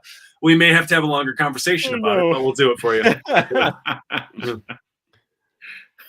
All right, and full color commission. Yeah, we'll throw some color on it. Nice. That looks pretty. Yeah. That is really pretty. Yeah, nice lighting there. Right. Well done, Juan. Yeah. Put me on the cover, yes. So there you go, the center of the squares. This could be you. That's fun. Yeah, that's fun. We will put you on the Just for Bros box with electric blonde hair if you want it. So yeah. Those have always been fun, and those are really popular with the Jump. The Jump covers are really pop culture. So we had our Back to the Future cover, and we had a line out the door for that one, and people wanting to put them and their wives on it or something like that. And it's just fun and not something. And the beauty of these is so here's the thing: we can put you on the cover, and we'll send you. There's the digital backing where we'll send you the digital file. We'll send you a nice print, but I have cut a deal with the printer where we can actually put you on a physical issue of the comic book. So you will get, so anybody who backs that tier will get 2 copies of the issue you choose with your mug on it. So if you want to be the center square, you will have 2 of these that you can do with as you please. Cool. We've actually had people that wanted to do 50 issue runs so they could sell them or give them them out. to Yeah, friends. yeah. And and that's happened, and so that's been cool. They tend to be a little more popular with the Jump, just because of the subject matter and stuff like that. Right. But these Right. are fun too. I mean, again, like you walk in, hey, I like this book. I would like to be on the cover of that book. That never happens. So you can only get it here. That's right. Yeah. That's Gorgeous. right. And put me on a wanted poster. That makes a lot of sense. That's great. Makes sense. Yeah, and this one's fun too. It's like, you name the crime. We'll put you in the monitor. We'll put your government on there. Put your bona fides. Nice. Let everybody know what kind of dirtbag you are, and those are fun. And people have been having fun with these already. Got a lot of funny requests, like I want my brother on this, and he of course they wouldn't put themselves on it. Yeah. My brother is now wanted for urinating in public, and so Right. ask away. We will probably do it for you. Yeah. All right, and put me on the front page of the Morgan County Signal of the where this whole story takes place. That is very cool. There you go.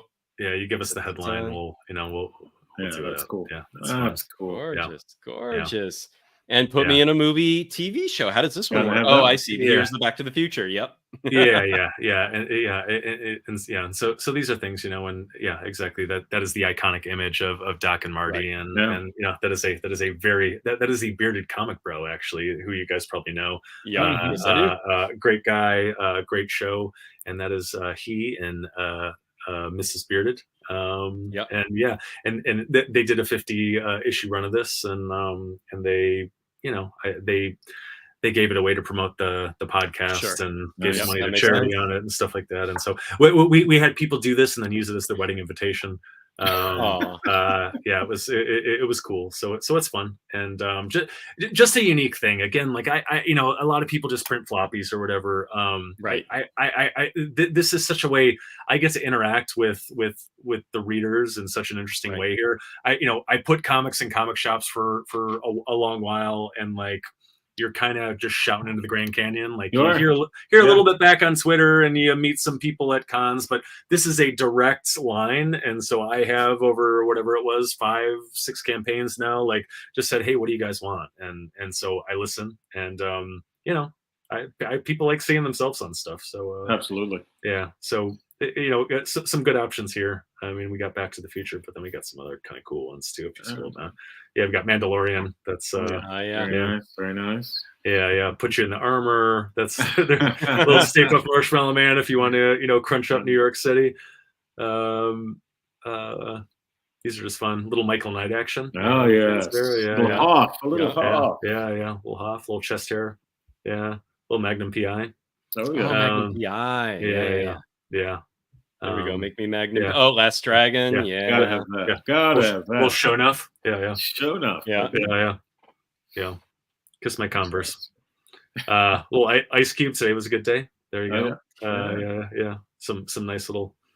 There's your Point Break. Yeah, a little Point Break action. So yeah, so those are fun. Yeah. And so draw you into the book. Would draw me in and give me lines. Some good stuff there, and we've had a lot of fun with these, and I tend to make them very kind of interactive, and I like to talk to you about where you want to be and how you want to be and all that stuff. The real gem of this is there is a tier where we will, for a certain pledge level, we will do an original 5-page story that takes place in the world of the Peacekeepers, starring you. Wow. And we usually get at least one person who takes us up on this offer every campaign, and they've been really fun. And it is not a cookie cutter story. It's not like we have this story banked and we're just going to draw your face on it. I get on a Zoom call with you, and I figure out what you like and what you want, and what's important to you, and we do that. And there's going to be one that will actually appear in the back of this issue of the Peacekeepers that you're going to get. And it was a guy, and I started talking to him, and he's like, what is what do you care about? And he was a lawyer, and so he's I know he's like, I know this is a criminal world, I'm very loose about it, but I would rather not be selling drugs or whatever, blah blah blah. I get all that. And he's like, you know what, I love my dog more than anything. If you would draw my dog in somewhere, that would be great. Just put him on the couch next to me or something like that. I'm like, look, man, if your dog is the thing, let's do your dog. And so we together created this 5-page story where he is this guy who trained his dog to get up to criminal hijinks. And so he's trained his dog to steal wallets. The main villain in the Peacekeepers universe comes in the story and actually hires him and his dog to go and steal the specific cell phone of a politician. And so again, we built that, and he was over the moon about it, and it's him, it's him in every panel. And so it's a really unique thing, and you're not going to get it anywhere else. So everybody's been crazy about him. So take a look at that. Fantastic. There's Fargo, but of course, Fargo inspired. Little homage, and one-on-one Skype session with Rylend himself. Yeah, amazing. And the become the producer thing. This is a really cool thing as well. Yeah. It's long. You sort of already hinted at it, but long history of getting these things set up in Hollywood, and so get your name on this thing, and it means a credit on the book, but it also means a credit on anything that comes after that, movies, TV, the whole 9 yards. So yeah. We got the retail tier, standard, it's just to take care of our retailers. You get 10 copies for for a lower price. And then, and then lots and lots of add-ons. You can get the whole Rylend Grant library, and I don't sign a lot of books. I'm at a lot of conventions doing panels and stuff like that, but it's not like I table. And so this is a way to get your signed copies of Aberrant and Banjax and everything. So that's great. You scroll further down. I mean, some of the real gems, the hidden gems on here I have a lot of uber rare con variants. So there are these issues of Aberrant and Banjax and that were only available at like San Diego Comic-Con in 2019, and there were only 30 copies or 50 copies made, and this is your chance to get them. But you see our Weekend at Bernie's homage. You see our comic Jabroni variant, which was Edwin Nicasio passed away way too early, and we did a kind of a fundraiser issue for him, and that money goes to his family. And we have our Demon in a Bottle homage. We have our Billy D. Williams issue. We have our Magnola tribute that is a foil cover. We have our Coming to America variants, just a lot of good stuff there. Our Karate Kid, I only have a handful of copies of probably all of those. So get them quick because they're getting gobbled. So find that in me. And then and then with every Kickstarter campaign, I think the $13,000 stretch goal is always a new series of the card set. So we do 3 cards every time. Okay. Rylend Grant versus character. And we have our Banjax Garbage Pail Kid. We have our Lance Corddry fuckface card. I think you guys grew up when I did the Billy Ripken card where they wrote fuckface. We have the Peacekeepers wanted poster. You scroll down. We have I don't know. I just have a lot of fun with these. Like, people do card sets, but it's like, here's a bust of this character and their name. I try to do something with it. I mean, this looks like the details on this Garbage Pail Kid are pretty amazing. You scroll down a little bit, you'll see some of the other ones, but we do. It's just fun. And if you told my 10-year-old self that I was going to be doing a Rylend Grant card set, we got our NES cover. We have our kind of Toys R Us ad. Our robot mail-in, our Article 13 badge from Aberrant. Just fun stuff. And if you know the books, we have our Lance Corddry workout tape, our Carson cigarette ad, or Suicide Jockey's kind of Mr. T cereal homage. I don't know. Good stuff. Good art. Lots of fun. All good stuff. Yeah. Those, really cool. Those could be had for a song. So those are popular add-ons. Everybody's like, oh yeah, I think I need these. Couple of bucks. Just, $3 each. $3 each. Yeah. Each. So is that per set of? Per set. Yeah. Okay. Yeah, and they ship for free. So yeah. Buck a card, guys. Buck a card. Yeah. That is awesome. Yeah. All right. Full list of add-ons. Well. So the Kickstarter add-on interface is so weird because it doesn't allow you to actually organize everything. It's from low price to high price, so it's hard to find anything. So it's like here's here's the stuff you're looking for organized in a sane way. Here's the price that you look for when you get on there. So it's so not, it's in there. So you just got to go find it now. Yeah. And that might be a legit criticism, is that maybe there's too much in there. But let us customize the order. Like, it's like, sure, Yeah. there's a default order, but then you can move them around. That would be ideal. And you'll also have, I do the backer kit thing, so you'll have a second, maybe better organized chance way to do add-ons. But there's a lot of fun stuff here, and if you like my stuff, there's there's just stuff that you can't get anywhere else, and that's what I try to do with these things. Is I want you to have a unique experience. I want you to be able to get stuff that you can't get anywhere else, and there's plenty of it. This is very, very cool. Yeah. I'm not looking forward to the day, and I am looking forward to the day when we have this much stuff to offer. This is one of those things where it's like on your very first Kickstarter campaign, you're like, it's pretty fucking straightforward. There's not that much there yet. But this is.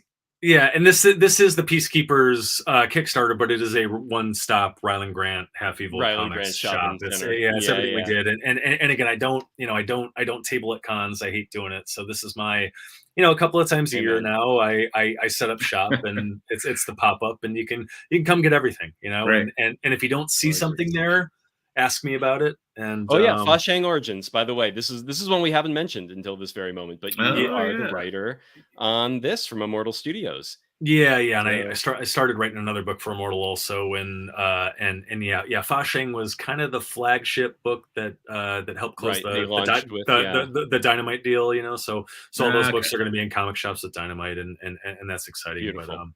But I don't have Fa Shang stuff up right now, but maybe I don't know, maybe about midway through or something like that, I'll dig some stuff out of the garage. I see. Okay, so it's going to be at Diamond, but for now, not a part of this campaign. But something to look forward to in the future, everyone. And as once again, Peacekeepers 1 through 4, that link has been added to the chat. I'll add it one more time here in just a moment.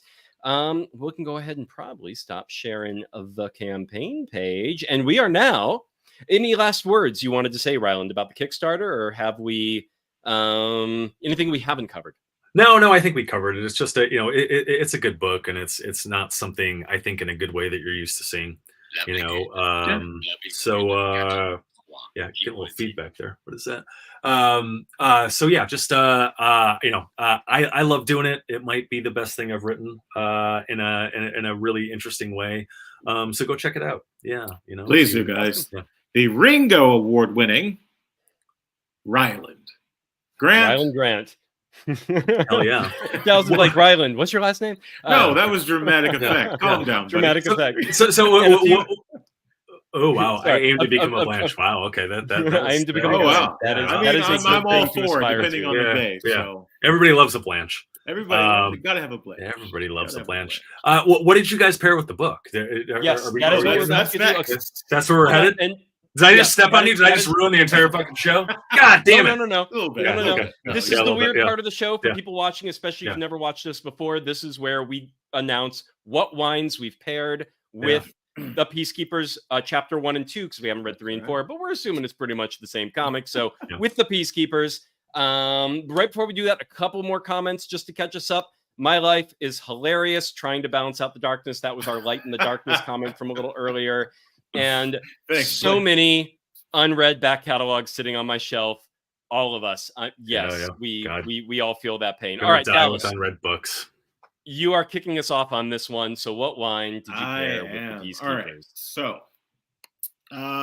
generally, the way I approach, our returning listeners know these pairings is I choose either the wine I want to drink as a character inhabiting the world of the comic, or as just a fan lying on the couch, reading. And for this one, I chose the wine I would like to drink if I were in the world of this comic. And my go-to visual is I'm the guy in the back of each panel who just happens to pop up. I'm standing in the back of each panel, just with nothing to do with the story, watching the action go down.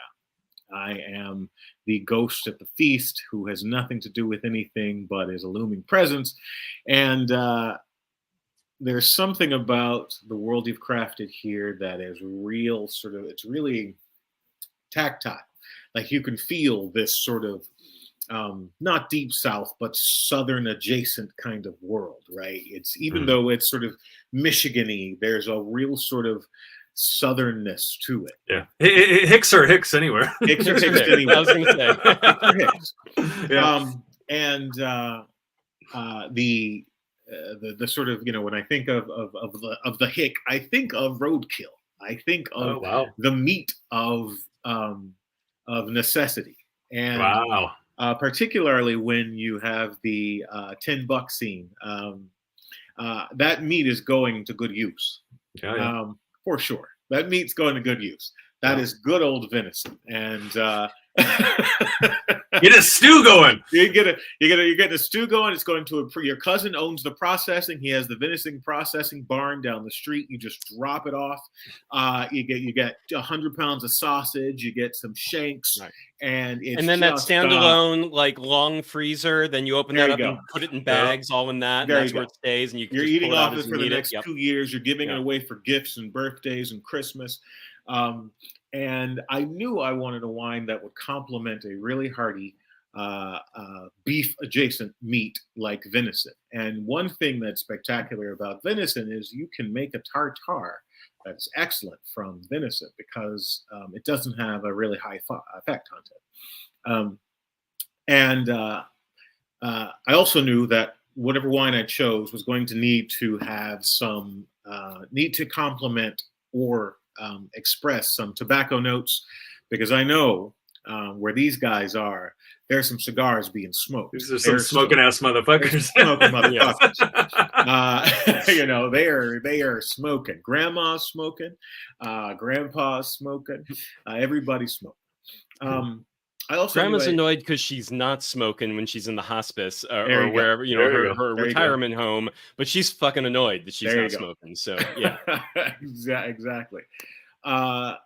And with that, I knew it needed to have some sort of darker sweet notes. It needed to be some mulberry, maybe some dark cherry, maybe a little anisey to kind of pull in some of that foliage and the herbaceousness of the locale. And I knew I wanted something with a Mourvèdre in it. As Dave and I have discussed in the past, I'm not a huge Mourvèdre fan, but it does complement certain other grapes. So this particular blend I went with is a 34, 33, 33. So basically thirds of Mourvèdre, Grenache, and Cinsault. It is a Mediterranean wine, of course, because those wines generally complement, many of those wines complement hearty meats.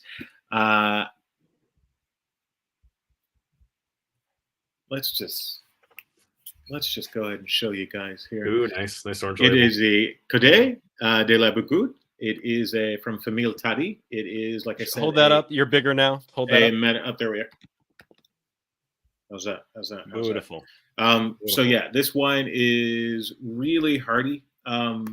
It stands up well to strong flavors, and I think with the world you've crafted, you've got some really fucking strong character, so some really strong flavors.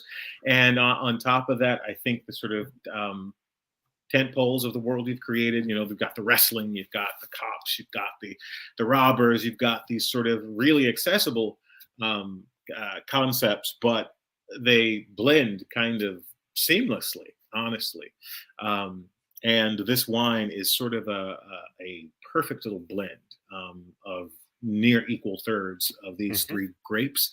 And so you get those deep, dark plums, the darkness, which, you know, perhaps complements the criminals in your piece here. You get those lighter notes, the anise and some of those notes, the vanilla, which represents that kind of family element. And yeah, I think it is a perfect little wine. It is probably going to set you back about $25.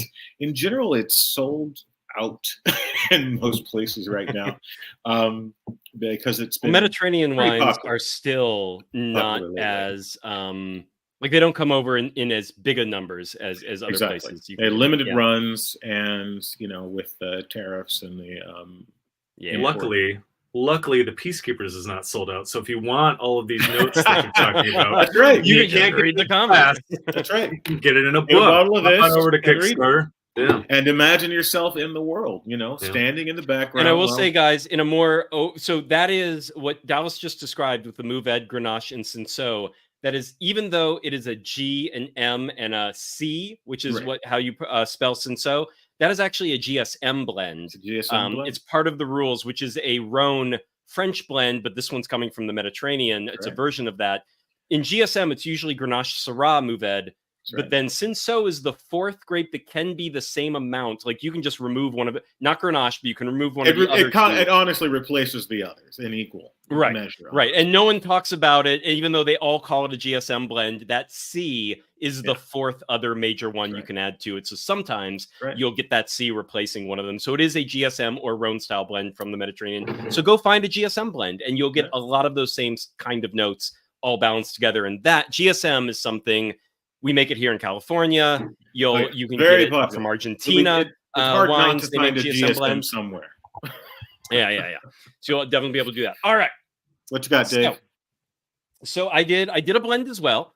But I also have a easier one to find if this one, because this one will be, you'll have to be where we live to get this one in particular. But then I have a broader recommendation for people who are elsewhere. But so one of my favorite wineries here, and we recently even had our first in-person wine and comics pairing there, where we mentioned Monster Matador and Stephen Prince with Fabio Alves doing the art, and we had him being one of the comics, and we paired it with one of these guys' wines, Christy Shin and Demon Bitch, and Jessica Mason and Mary Shelley School for Monsters. And this is one of the wines we did not pair with their comics, but I am pairing with Rylend's comic.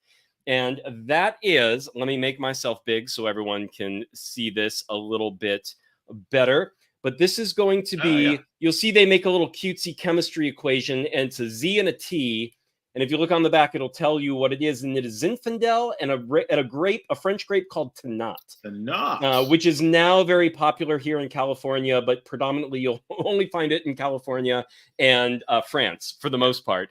And Zin and Tannat, the reason I put those two for this, as we already mentioned, this comic, there is a humor to it. There's a lightness, there's a humor, there's something that you want, a jammy sweetness that goes with it, where it's just like, this is pleasant, this is easy drinking. That's the Zinfandel. That is the part where it's like, Zinfandel is very approachable. It's a crowd pleaser. You're going to get some red fruits, maybe bordering into blue fruits, like a blueberry flavor. And then you're going to get this nice cracked black pepper. But it's really just like jammy and peppery, touch of herbaceousness, but really kind of your straightforward crowd pleaser. Tannat, on the other hand, there's a reason it's not grown very many places and why it's not a popular grape.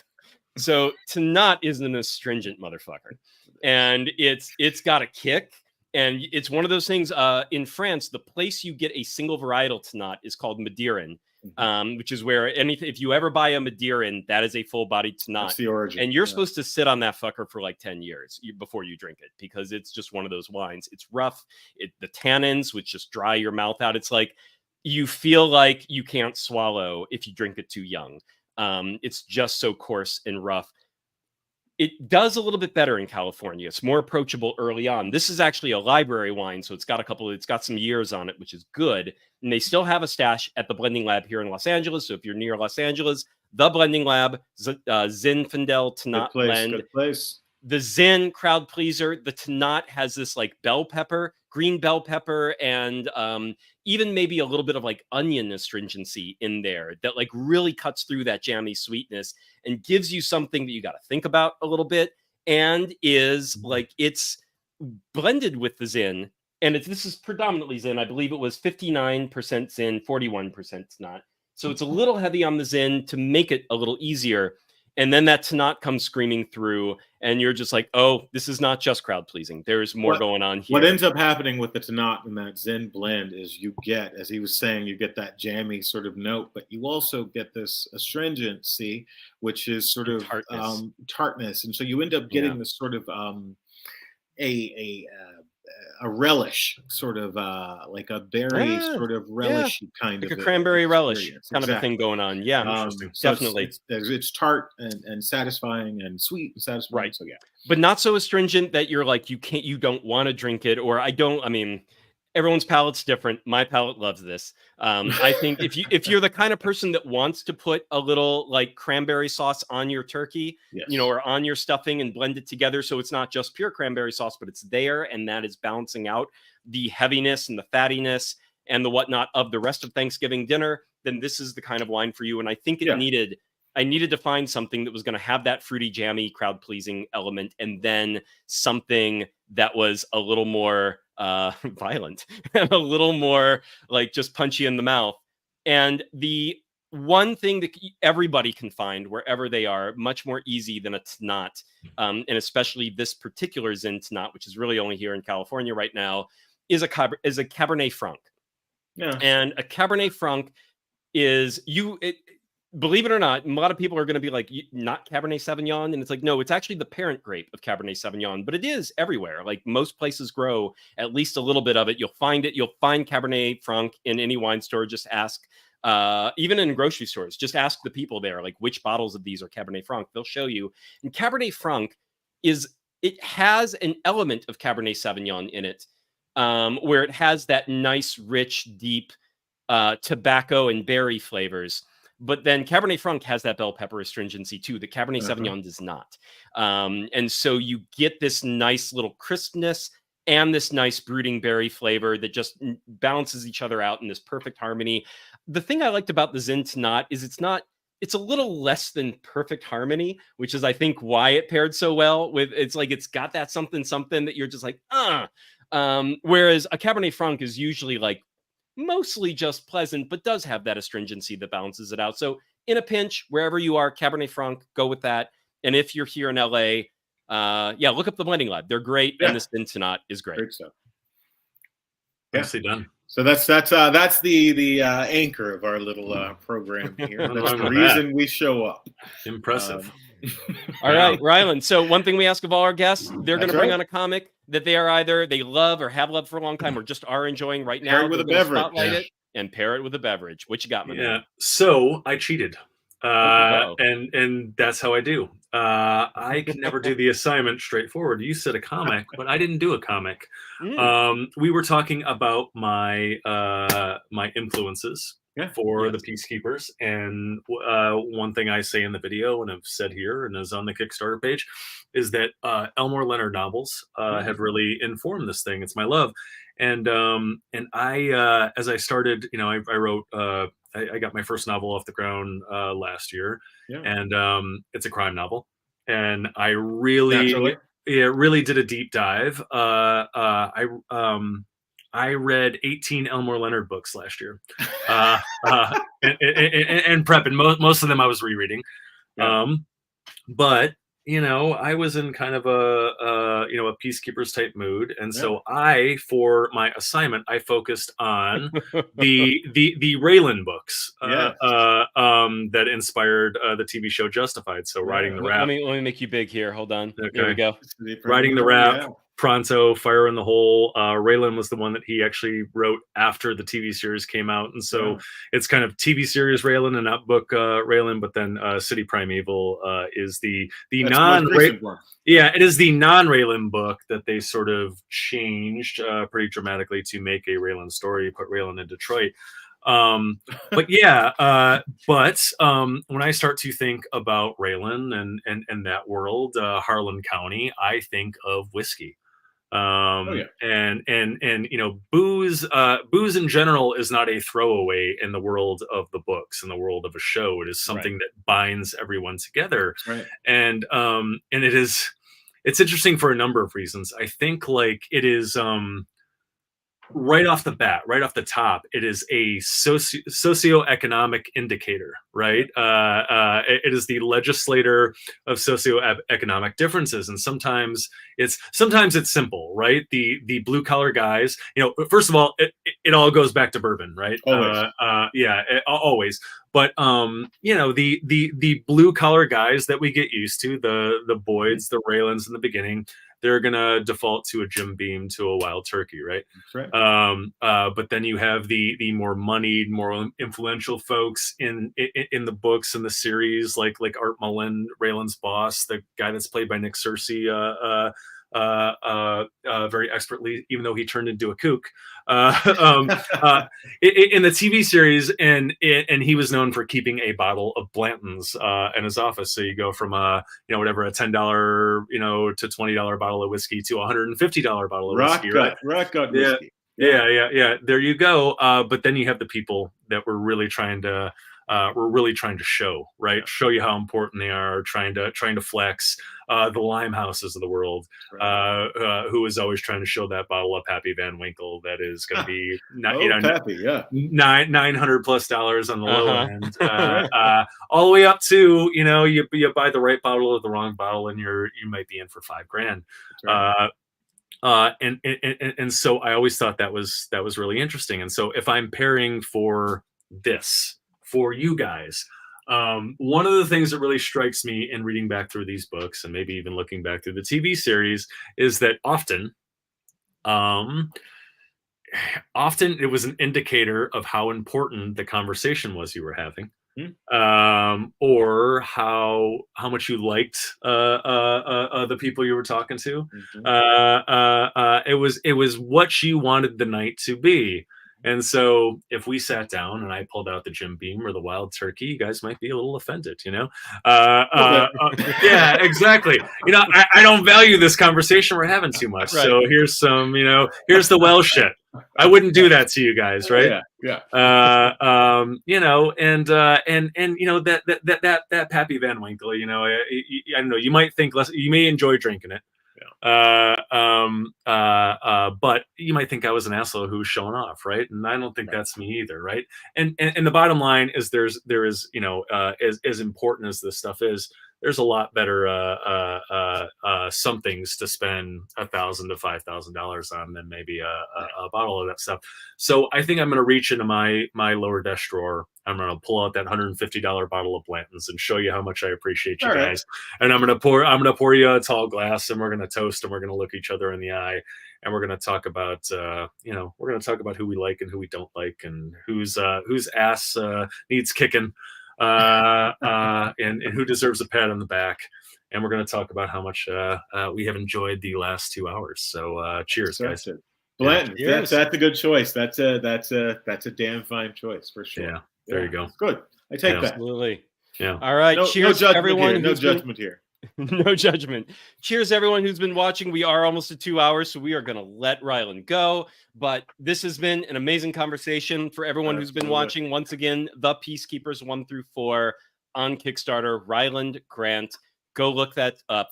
Amazing crime drama in rural Michigan. With some comedic twists, a little comedic bent to it that pervades everything that's going on. There's wrestling, there's small town wrestling, there's so much. It is entertaining AF. We deers dying within the first 10 pages. Yeah. Exactly. All sorts of hijinks. Yeah, all sorts of hijinks. Well, thank you all for watching. We are going to peace out here, and we will catch you next time on the Wine and Comics Pairing Show. Good night for now. Good night, guys. Thanks.